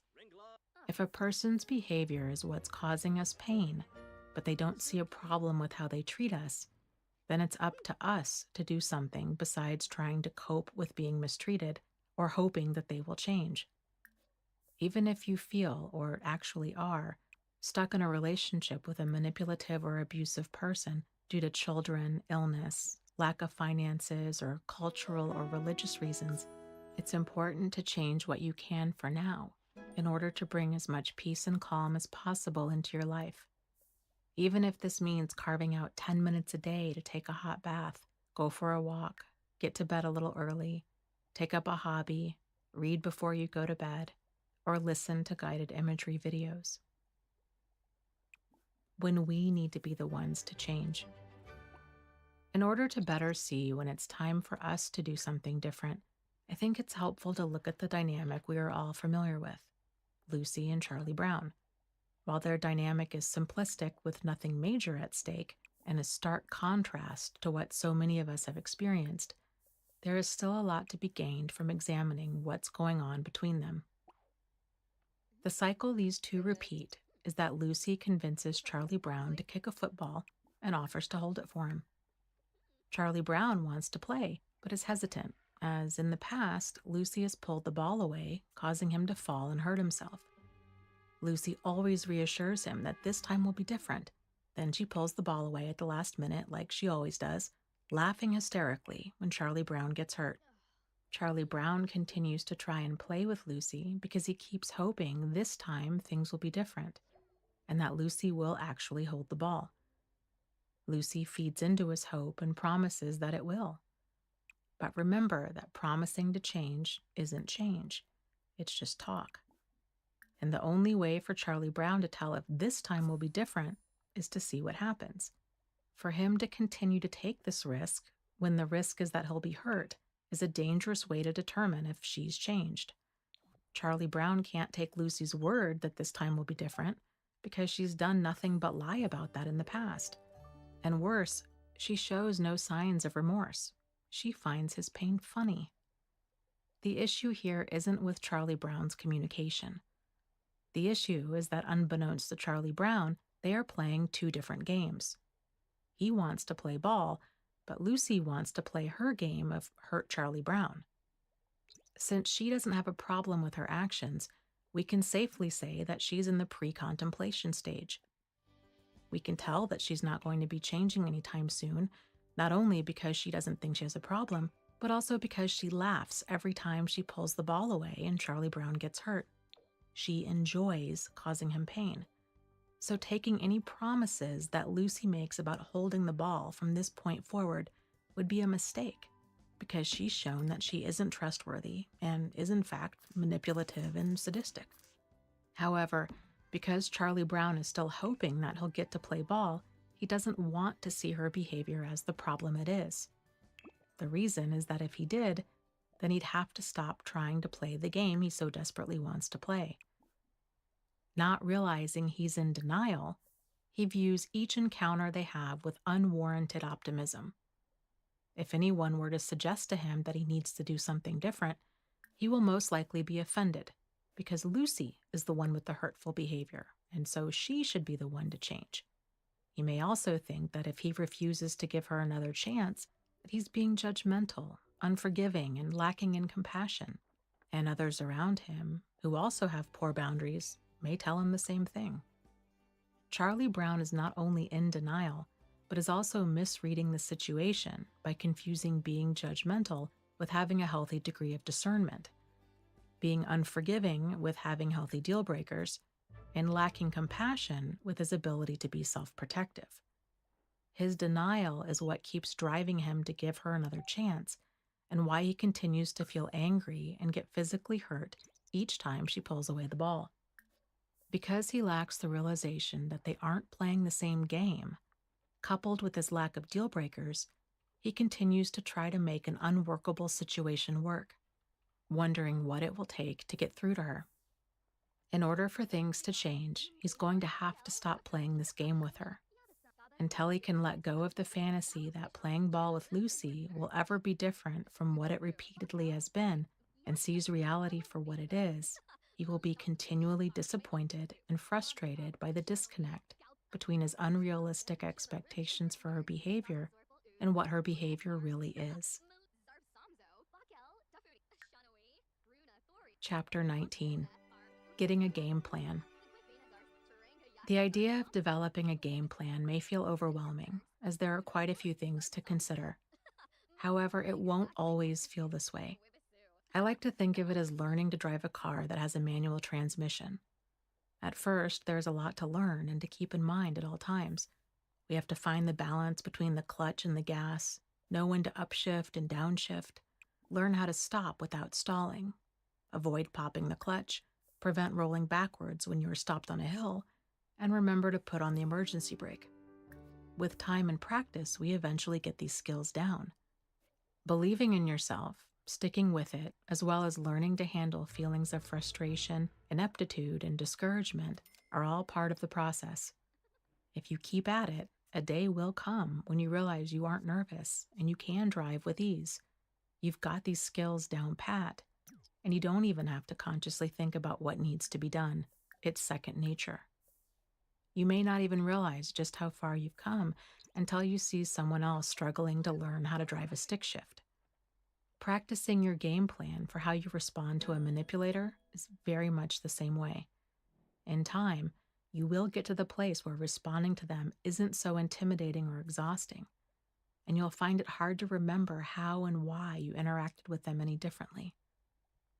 Learning and applying any new skill is difficult at first. This is especially so when breaking free from manipulation. However, while change is always painful, so is being used, abused, and exploited. There comes the point where the pain of doing the same thing becomes greater than the pain of changing. Focus on understanding the game and not each tactic. When playing any game, we need to understand what game we are playing, the rules of that game, the moves allowed, and what game pieces are involved. If we are going to win the game, we will need a strategy and we will need practice. Manipulators are playing their own game, and they play by their own set of rules. Once you start seeing their game for what it is, how you go about playing it will be much easier. However, much like playing poker, understanding what game you're playing is only half the battle. Realizing that there are different tactics involved and that they're ever-changing makes all the difference. For this reason, it's vital that we see the whole picture. Focusing solely on individual tactics is a lot like teaching a child to beware of the creepy man in the van who offers candy. Teaching this specific tactic can be helpful, to a point. After all, what if the stranger doesn't have candy but a puppy? What if the stranger isn't a creepy man but a friendly woman? What if the stranger isn't a stranger at all, but a family member, a friend, a teacher, or a spiritual leader? Numerous tactics have been covered in this book, as it is important to be familiar with the wide range of ways manipulators can come across. However, because every manipulator is different, they won't all come across in the same way. Even the same manipulator will change up their tactics based on what they think will work in that moment. The best example of this is professional poker players. Not only do they play their hand, but they play on the weaknesses of other players. They may pretend to have a weak hand when really they have a strong one. They may start saying things to intentionally get under the skin of other players in order to get them on tilt, which means knocked off balance. Good poker players can see this coming, and they prepare themselves the best they can ahead of time. When their opponent tries and fails to provoke them in one way, their opponent will continue to use different approaches until they find one that works, or until they give up.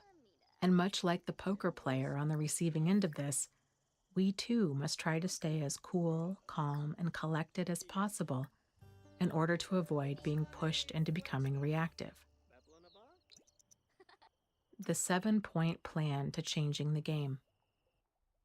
In order for us to change this game we have been unknowingly playing, we will have to be the one to do things differently.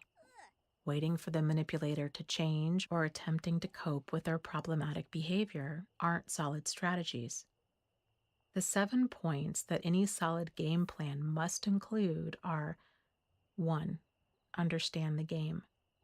2. Understand who your opponent is. 3. Understand and anticipate your opponent's moves. 4. Understand who is on your team, who is safe and who is unsafe, and act accordingly. 5. Understand yourself. Understand how you handle stress, what moves you tend to make, and why. 6. Develop some strategies. 7. Practice your strategies. The first 3 points of this game plan have already been covered in great detail throughout the book. The following chapters go into the remaining 4 points in greater detail. Chapter 20. Understanding and anticipating the manipulator's moves. Prepare yourself for the game. In order to change the game, it's important that you have an idea of what to expect, so you can be as prepared as possible. There are 7 main points to anticipate so that you aren't knocked off balance. 1. Expect them to throw out every trick they have in order to pull you back in. Anytime that a manipulator feels like they are losing control of a situation, they will begin to rapidly shift tactics in order to find one that works. You may see the different masks, such as the charmer, who attempts to rehook you by telling you everything that you want to hear. You may see the abuser, who verbally or physically pushes you around until you give in. You may see the intimidator, who threatens that they will never let you leave, get custody, get remarried, sell the house, or work in this town again. You may see the baby bird with a broken wing, where they seemingly regress in front of your eyes into a wounded child who is so sympathy-inducing you feel bad for holding your ground. You may experience these tactics not just with your partner, but in different variations with a friend, colleague, business partner, parent, sibling, and so forth. Seeing all of these masks appear and then morph into the next one can happen within days or even minutes, and is one of the most chaotic and confusing things a person can witness. If you have seen this, odds are you are left with the unsettled feeling that you don't really know who this person is. 2. Expect them to play stupid. They may profess that they didn't know better or that they didn't mean to hurt you. If you don't see through this, you may find yourself explaining the basics of adult behavior to them.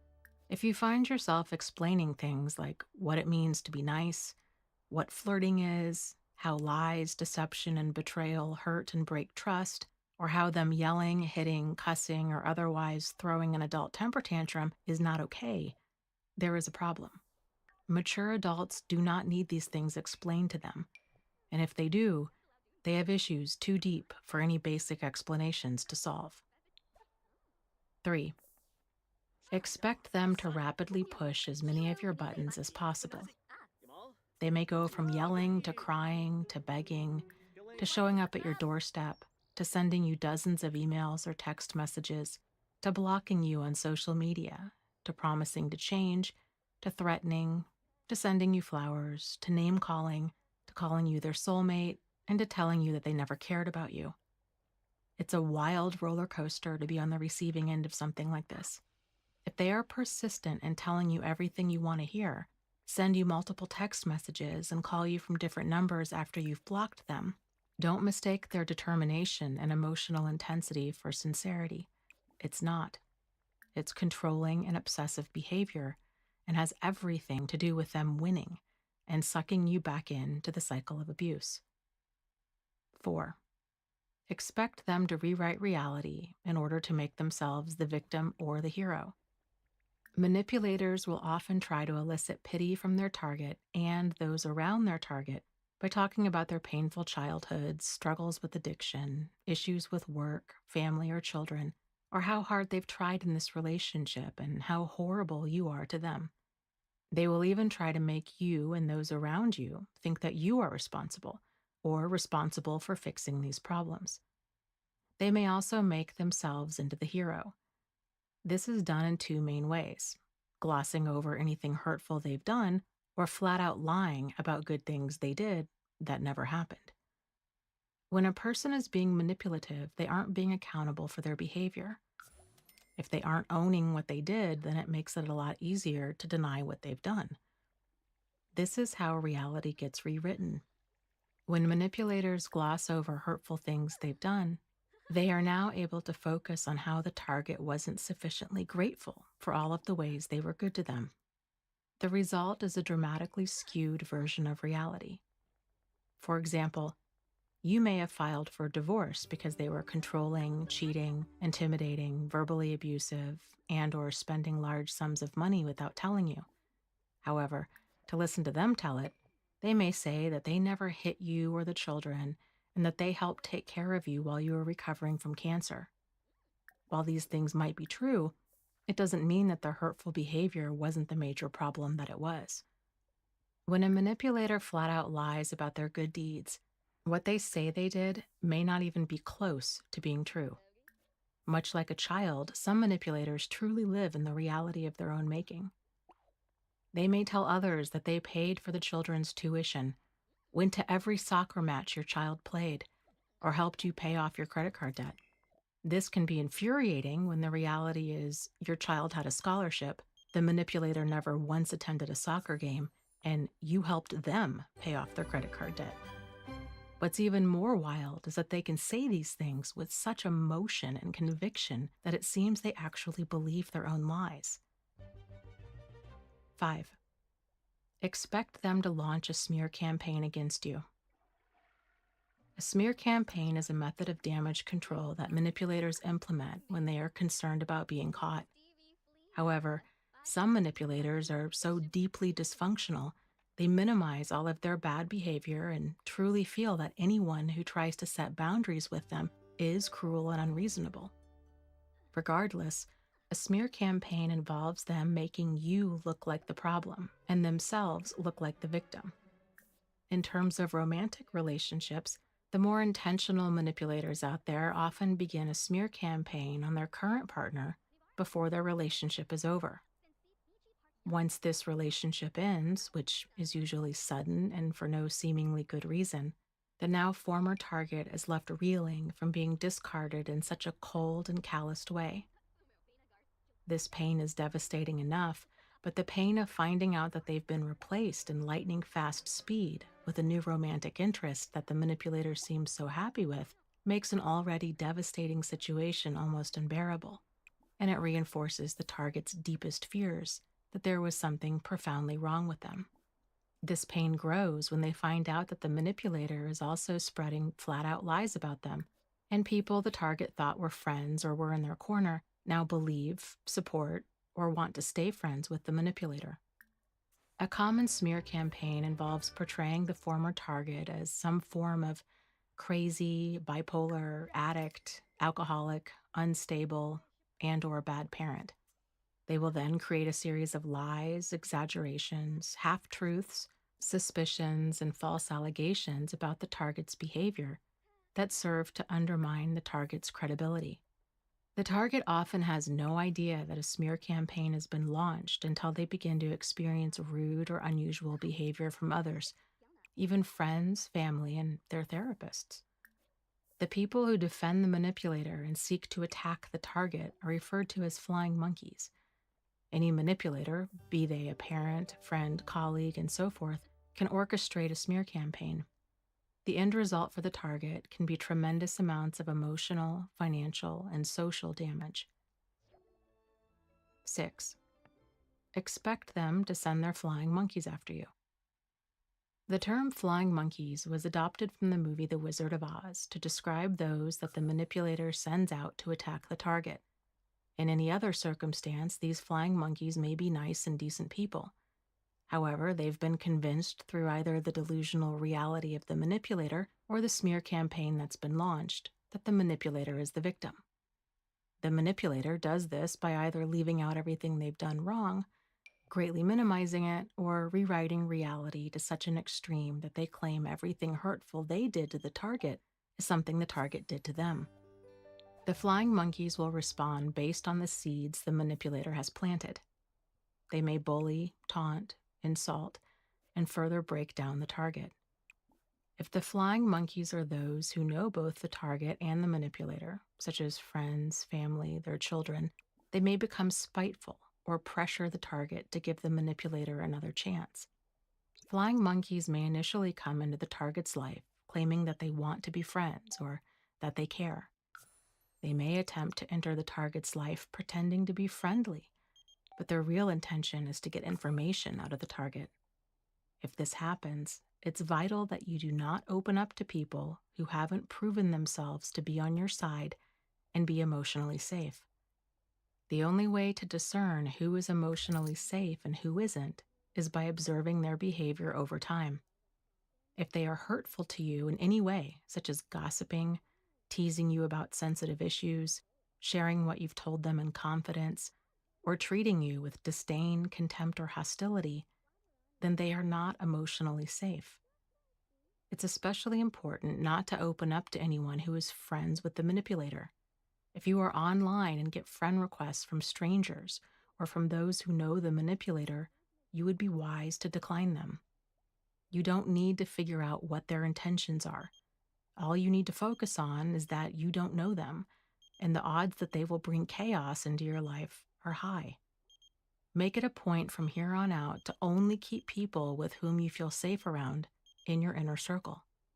Additionally, be careful about what you put in writing. A savvy manipulator or their flying monkeys may attempt to provoke you into becoming reactive or giving out information that could be used against you. Assume that whatever you say can and will be used against you, either in court or with others.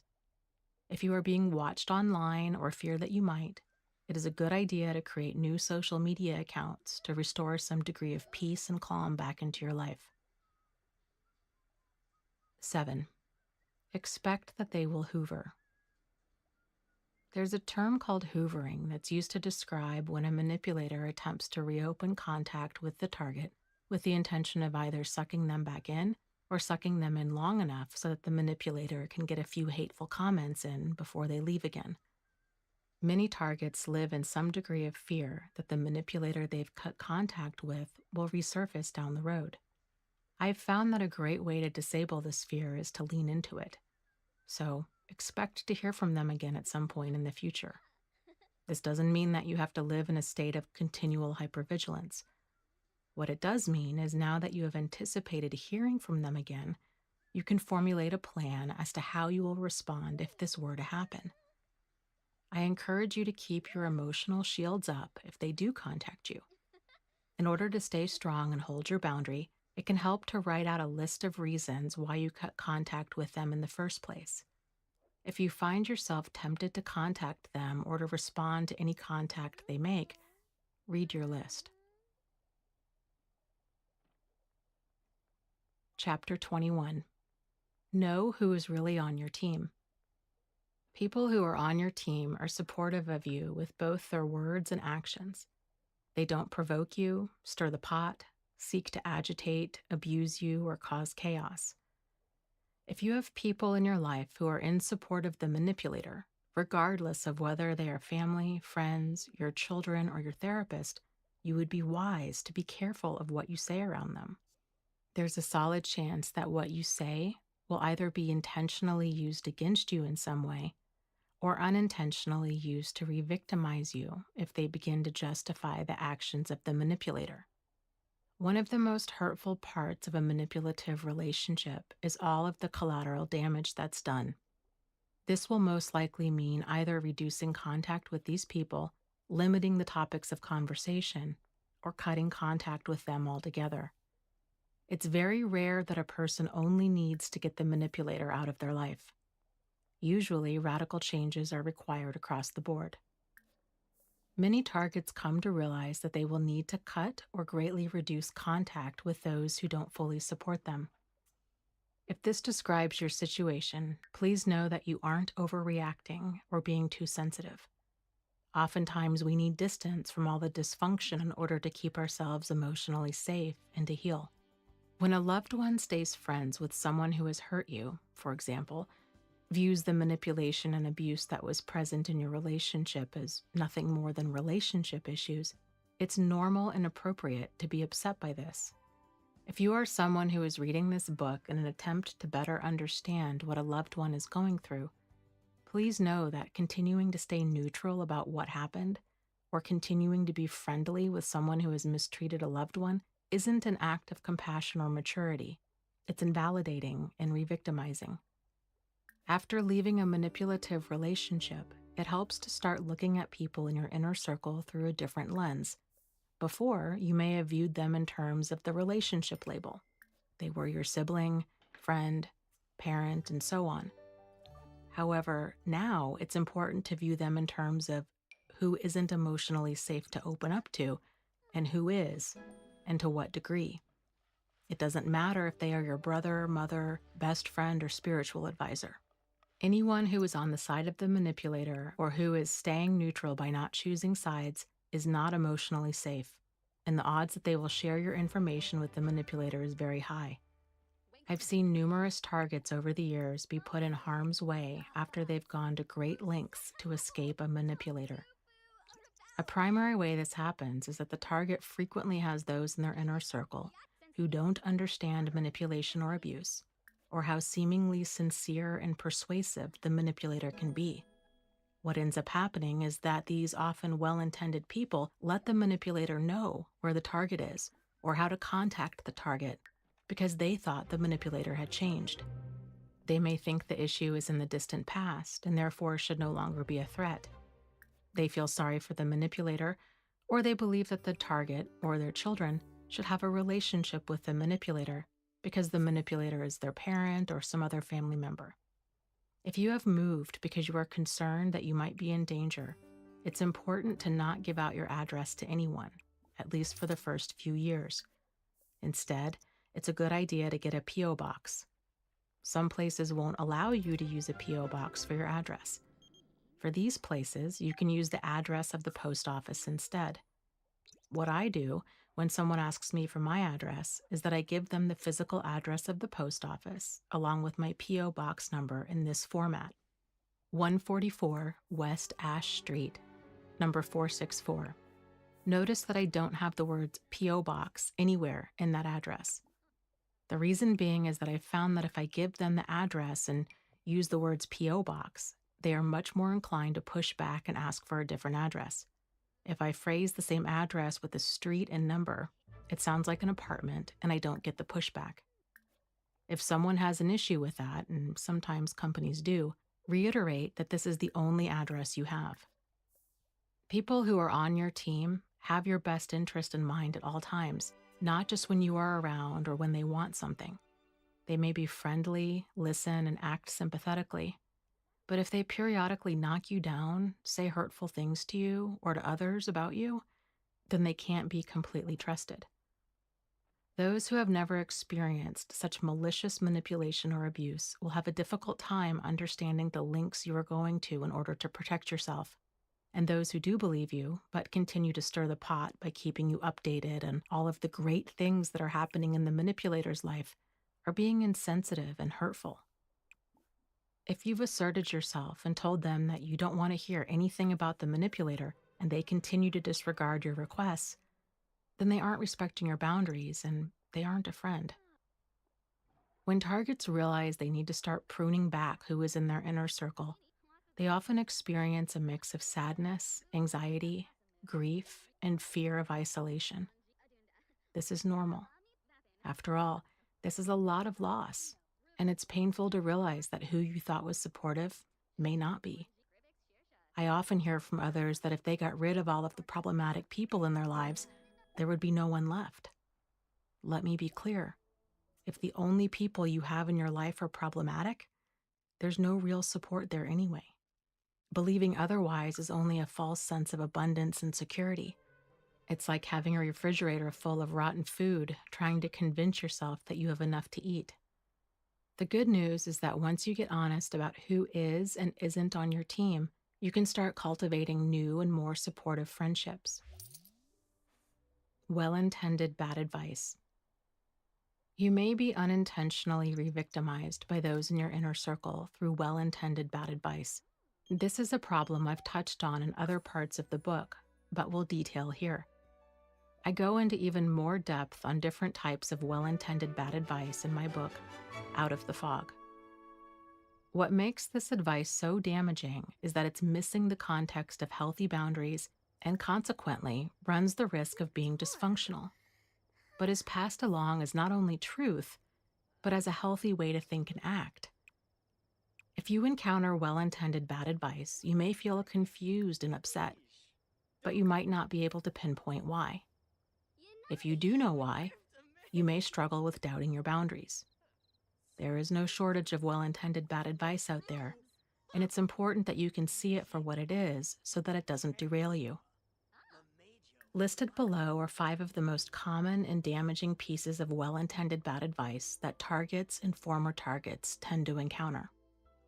This is just an overview of the main ones. However, there are many more. Some of the most common pieces of well-intended bad advice that keep people stuck in a fog of dysfunction and manipulation are: 1. Hurt people hurt people. While there's truth in this, the reality is that this is a simplistic way of understanding hurtful behavior. There are many more factors at play outside of what's happened to a person in their past. After all, we've all been hurt in some way, shape, or form. Not all people who have been hurt go on to hurt others. There are far more people out there who have been viciously and violently hurt who don't go on to hurt others. Just because someone is hurt doesn't mean that they are somehow justified in mistreating others. Additionally, sometimes people don't hurt others because they've been hurt. Sometimes they hurt other people because they feel entitled to. Society or culture supports and encourages it, or simply because it's fun. Slave owners didn't beat, rape, torture, sell, or kill their slaves because they had a bad childhood. They did this because they saw nothing wrong with it. And worse, neither did tens of thousands of others, including the law. 2. Commitment takes work. When a person vows to stay married until death do us part, they are agreeing to this based on the other criteria mentioned earlier in the ceremony, which includes loving and honoring their partner. To say that a person should be expected to uphold this contract even though the other party has broken it isn't reasonable. Just like with any other contract, if the terms aren't met, the contract is no longer binding. For example, you are house hunting and find the home of your dreams. The seller tells you that the house is free of mold. You have an inspection done on the home, and it turns out that not only is the house full of mold, but that the seller lied about it and tried to cover it up with paint. You would be well within your right to break this contract and not purchase the house because the information provided wasn't accurate. Even if you were to buy the house and found out years later that the seller had tried to cover up mold, you could still sue them. It would be ridiculous for someone to expect you to honor this contract made under false pretenses by insisting that this is somehow normal and workable because home ownership takes commitment and work. So yes, while commitment does take work, it takes a certain kind of work, namely working on spending quality time together, improving communication, building intimacy, and working more effectively as a team. When the saying commitment takes work is misapplied in order to push someone to stay in a dysfunctional marriage with a manipulative spouse, is not only disrespectful to the person in this manipulationship, it's disrespectful to the institution of marriage. 3. They are doing the best they can. You should be more compassionate. To be compassionate means to be concerned for the suffering of others. However, it's inappropriate, insensitive, and re-victimizing for a target to be told that they should be concerned about the suffering of their abuser. The focus for the target needs to be on their own healing, which will include them working through many feelings such as anger over how they were treated, sadness for the relationship they hoped they could have, and remorse for all of the time they spent trying to make this relationship work. It's profoundly hurtful and invalidating for anyone to try and push a person into feeling any other way than how they feel. Additionally, even if the target feels compassion for the person who hurt them, this doesn't mean they need to let that person back into their life. Giving a hurtful person another chance to be hurtful isn't compassionate. It's a sign of poor boundaries. The Dalai Lama said it best: if your compassion doesn't include yourself, it's incomplete. 4. You can't heal until you forgive them. This piece of well-intended bad advice tends to follow closely behind the previous point about targets needing to have compassion for those who hurt them. I am not a fan of the word forgiveness, as it's so frequently misused and misapplied, often with disastrous consequences. Forgiving another person doesn't mean that we have to be okay with what happened, or that we need to let a hurtful person back into our life. The true meaning of forgiveness is to release the anger we are holding at the wrongdoer so it doesn't destroy our lives. However, releasing anger is not an event, it's a process. And for many, the process takes years or decades. And some have suffered so greatly that they are hardly able to get through the day, let alone work through their anger. And for others, they may fear working through their anger, as this is the main thing that's keeping the manipulator out of their life, and in turn, keeping them safe. Healing from trauma is a process that differs for each of us, and is different for every traumatic experience we encounter. No one else gets to decide what is or isn't traumatic for another person, how they should feel, how they should go about healing, or how long it should take them to heal. When someone is attempting to make another who is suffering feel better by saying things such as, "In order to heal, you have to forgive them. Be compassionate, they had a hard childhood," or "Look on the bright side, things could have been worse," they may think that they are saying these things because they care. The reality is, these invalidating statements are said because they don't like seeing a loved one upset, are akin to telling an upset person to calm down. Caring about a person and not wanting to see them upset are two different things. However, because as a society we aren't taught how to handle uncomfortable emotions, ours or anyone else's, we often don't know how to show someone we care other than to try to get them to feel better. When someone tries to get us to feel differently than we currently do, this doesn't make us feel better. It makes us feel invalidated, enraged, or embarrassed for feeling the way that we do. This isn't what a person who is suffering needs. What is helpful is to give them the room to feel how they feel and to work through those feelings as they surface. Being consumed by grief can feel very much like being out in the middle of the ocean at night. Each emotion surfaces like a giant unseen wave, catching us off guard, hammering and pushing us under with its intensity, leaving us fearful that we won't be able to resurface, and if we do, that we can't withstand the next one. With time and support, the sun does rise. The ocean becomes less overwhelming, and these waves lessen in strength and frequency. For those who have healed from a trauma of any kind, they never got over how they felt. They had to go through each of their feelings as they surfaced. This means that they have made some degree of peace that these waves are a normal part of the ocean that is grief, and they are now better able to see these waves coming and can surf them to shore. Chapter 22. Understanding how you handle conflict and stress. In order to develop some effective strategies for interacting with difficult people, it can be helpful to better understand how the human brain reacts under stress. We often think that we have one brain, but the reality is that we have 3 brains that have evolved over time. These 3 brains are known as the reptile brain, the mammalian or dog brain, the neocortex or the new brain. The reptilian brain is the oldest and involves all activities that keep us alive, such as our fight, flight, and freeze defenses, as well as helping to regulate our temperature, appetite, breathing, and sexual desires. The mammalian brain is the largest part of our brain and is the seat of our emotions. Some of its functions include making value judgments and remembering pleasant and unpleasant experiences. The neocortex is the newest part of our brain and is what sets us apart from other mammals. It controls language, speech, abstract thought, and our ability to think ahead and plan for the future. When our fight, flight, or freeze defenses are activated, our neocortex, or the thinking part of our brain, is greatly diminished or goes offline completely, and our behavior is now being driven by our reptilian and mammalian parts of our brain. This results in us being impulsive, reactive, or unable to move or speak. We don't have to experience a major threat to feel this way. Giving a speech, going on a first date, or facing a person we find intimidating can all trigger these defenses. When we are in fight or flight mode, we aren't thinking clearly, if at all. Once you understand how you tend to handle stress and pressure, your life will radically start to change, especially once you're able to develop more empowering ways to respond. Everyone handles conflict, confrontation, fear, and stress differently.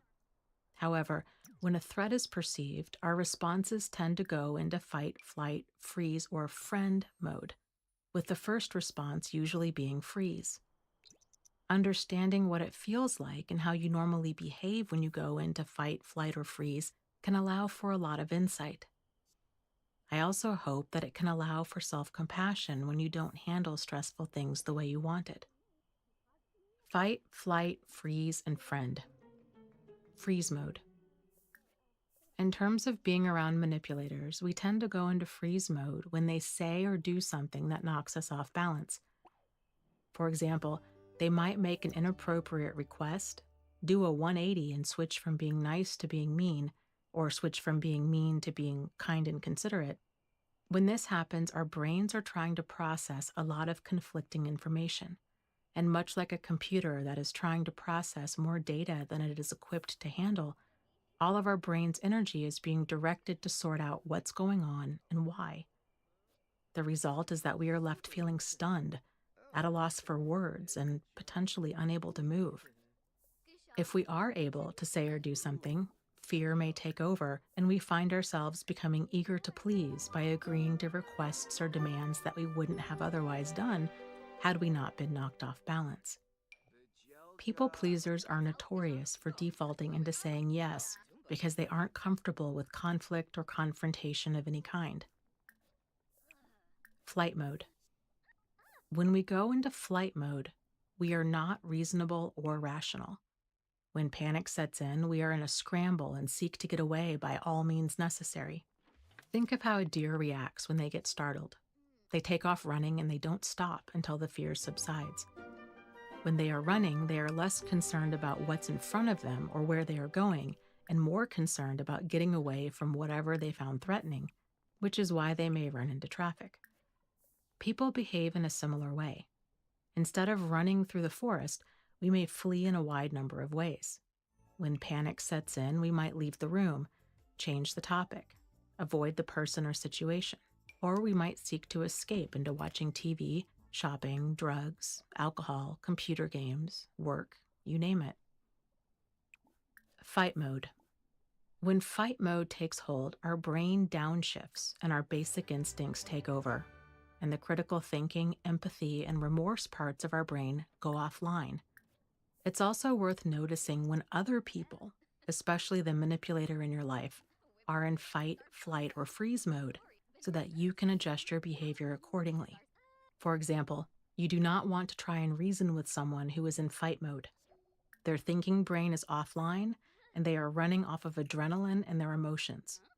Additionally, when someone is in fight mode, the parts of their brain that control empathy, the desire to connect and bond to others, or to reach a solution, are not present, especially if they are exhibiting aggression towards you. So it's important for you not to expect someone who is aggressive to be logical, reasonable, or caring during times like these. I'm not saying that you should get better at tolerating this kind of behavior. I'm saying to see their behavior clearly so you can take the self-protective actions necessary. Friend mode. Friend mode isn't a standard defense like fight, flight, or freeze, but it's what many people pleasers do as an attempt to get through stressful situations. When a person goes into friend mode, their voice tends to become higher. They become overly complimentary and are quick to take a submissive role, giving in to the demands of the person they find intimidating. Author Pete Walker was the first person I came across to identify this friend mode, although he refers to it as fawn, as in fawning over someone. I find his insight about this defense to be spot on and highly relevant to all of the people pleasers of the world who may default into a freeze and friend mode instead of fight or flight. Examining your default behavior. So now that you know the different default ways that stress is handled, it's time to examine what triggers each of these defenses in you. While these defenses are a reactive response that often catches us off guard, with enough self-awareness and practice, you can change your behavior to where you become more responsive. This doesn't mean you won't still feel panic. It means that you'll be better able to channel that fear into constructive action. It's worth reflecting on different responses you've had in the past so that you can become familiar with your default responses and can build a plan around them. For example, if you tend to go into freeze mode and can't think of anything to say, then a good plan would be one where you incorporate this knowledge. This might mean that your plan needs to include getting some distance and space so you can shift out of freeze mode and so your thinking brain can come back online. A good way to do this is to go to the bathroom and run cold water over your hands, which can help bring you back to the present moment. You can always go back and address whatever issue they or you have once you are feeling more centered. And you might want to do this through email so that you have a paper trail, as well as so they don't continually knock you off guard. The other option is to practice and prepare a different response ahead of time. This strategy can be effective, but I highly recommend you practice working around what you know about your default defenses first. If and when you decide to practice different responses, it can help to rehearse them with a trusted friend or therapist. Make sure to include in your role-playing things the manipulator might say to throw you off balance, and come up with responses as well as remaining as cool, calm, and collected as you can. Practicing under pressure is how and why firefighters, emergency medical teams, and other types of first responders train the way that they do. This is because regardless of how well we know our skills, how we think we would act during a crisis and how we actually act are often two very different things. It's important to get the skills down, but it's also important to train for getting the right responses down so we can try to prevent defaulting into either inaction or reaction. Chapter 23. Understanding your vulnerabilities. At the core of every action we take, there is some sort of need we are trying to meet. However, oftentimes these needs are below our conscious level of awareness. The more we can bring our hidden motivations to the surface, the better chance we have at breaking problematic patterns. Psychologist Abraham Maslow categorized a variety of human needs into a hierarchy with 5 levels. This hierarchy is normally shown as a pyramid, but functions more like a ladder, with level 1 being at the bottom and level 5 being at the top. Here are those 5 different levels in more detail. Level 1. Physiological needs of food, clothing, sleep, and shelter. Level 2. Safety needs, which include security, stability, a sense of control, order, and freedom from fear. Level 3. Love and belonging needs, which include friendship, intimacy, trust, and a sense of connection. Level 4. Esteem needs, such as achievement, independence, and the desire to get respect from others. Level 5. Self-actualization needs, which include personal growth and the desire to reach our fullest potential. We can't advance up the ladder of this hierarchy until our more basic needs are met. For example, if someone is going through a divorce, their needs of shelter, stability, sense of connection, love, and belonging will most likely all be uncertain. These needs are all found on levels 1, 2, and 3. Consequently, their attention will be on getting those needs met before they would be able to focus on their level 4 and 5 needs of building their self-esteem or enhancing their personal development. I find it helpful to view Maslow's hierarchy in the more general sense of buckets that need to be filled. So we have the buckets for our physical needs, food, clothing, shelter, emotional needs, affection, attention, and importance, safety and stability needs, reassurance that our physical and emotional needs will continue to be met on a consistent and predictable basis, esteem needs, self-confidence, self-direction, self-worth, and self-actualization needs, striving to become our highest and greatest self. When one or more of our needs is not met, that bucket gets low. When that happens, we are in a scramble trying to get it filled, although we most likely won't realize that we are in a scramble. After a major life change, such as a divorce or death, we may get the advice to make no major decisions. The reason is because we aren't thinking clearly, but we don't realize it. Any decisions we make at this time will often be an impulsive attempt to get these basic needs met, which often results in poor decision-making. The degree to which a person's buckets are empty tends to be in direct proportion to the degree of the scramble they are in, and the emptier the bucket, the worse their judgment will be. When we are in a scramble, our thinking switches from being rational to rationalizing, which is a problem. Our buckets are being continually filled and emptied as we move through life. A person can start off life with parents who, due to any number of reasons, were not able to meet their needs or fill their buckets effectively. Maybe their parents struggled with addiction or untreated mental illness. Maybe they were a workaholic, or for whatever reason were unable to be emotionally or physically available for their child to the degree that the child needed. If a child starts out life with a low or empty bucket, they're going to take that into adulthood. When you hear talk of childhood wounds, these wounds stem from buckets not being filled, or, in the case of a traumatic event, these buckets were emptied. However, because our buckets need continual filling and monitoring, they can also get emptied later on in life. So, a person may have had a wonderful childhood, and then some traumatic event, such as the death of their spouse, bankruptcy, foreclosure, divorce, loss of job, or even turning a certain age, can cause their buckets to get low and result in driving their behavior. Here are some examples of some common empty buckets and the kind of rationalizing thinking that go along with them. Emotional needs bucket. A person grows up feeling unloved or unimportant, making them vulnerable to what's known as love bombing and the whirlwind romances, friendships, and business partnerships and dealings that emotional manipulators create.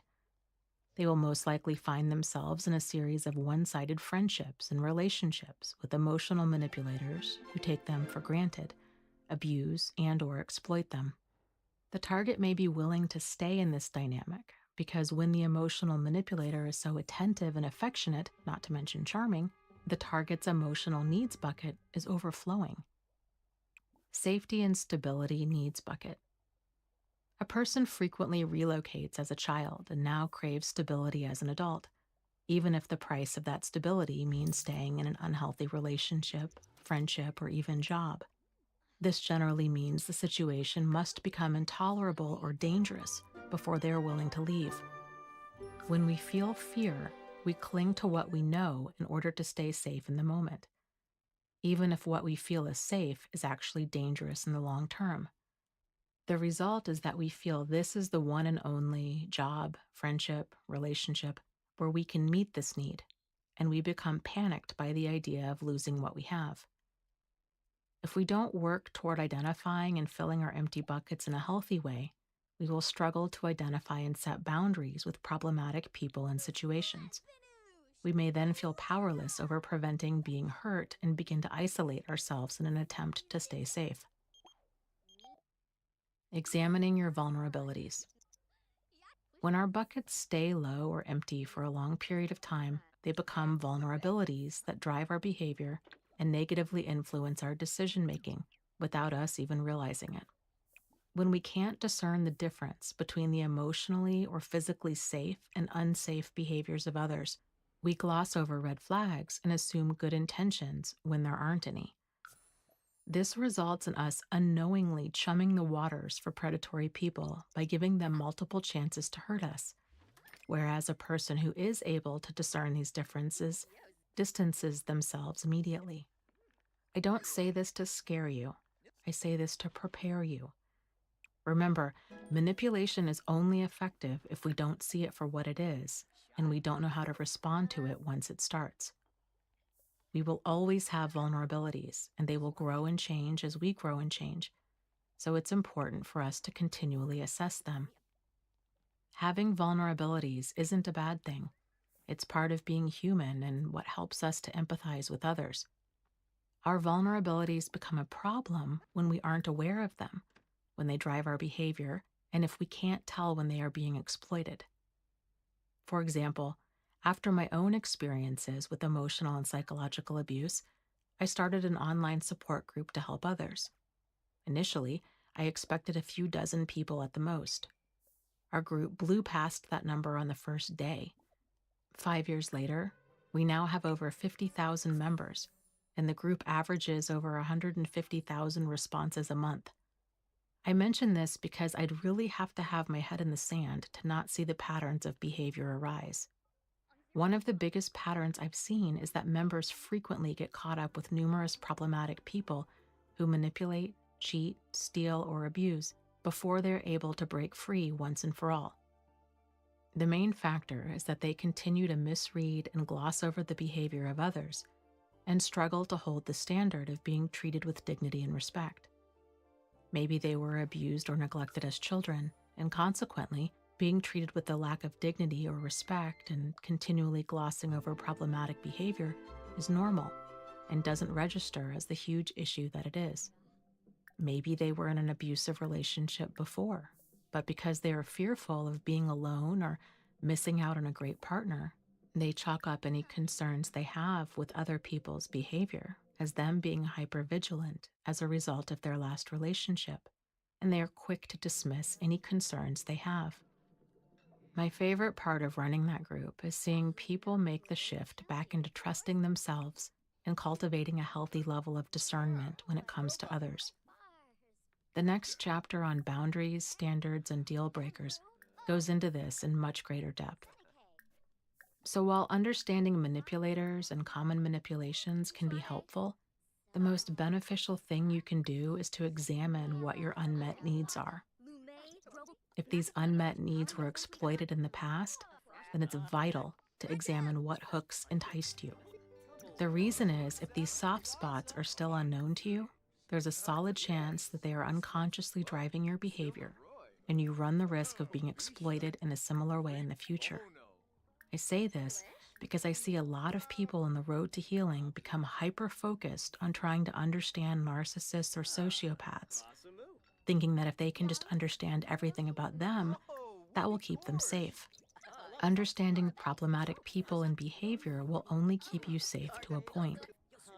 Understanding yourself is where your power is and what will truly set you free. Chapter 24: Examining Your Self-Esteem and Frequently Exploited Personality Traits. The term low self-esteem brings up many different thoughts and ideas. Some people might think that if a person has low self-esteem, this means they don't like what they see in the mirror, or that they are insecure and don't feel good about themselves. And that would be accurate for some. However, low self-esteem runs much deeper than what we consciously think about ourselves. It's how we treat ourselves and where we set our standards for how we feel we deserve to be treated. I've come across countless targets who think they have healthy self-esteem. They have an accurate view of themselves as well as their strengths and weaknesses, and overall feel good about who they are.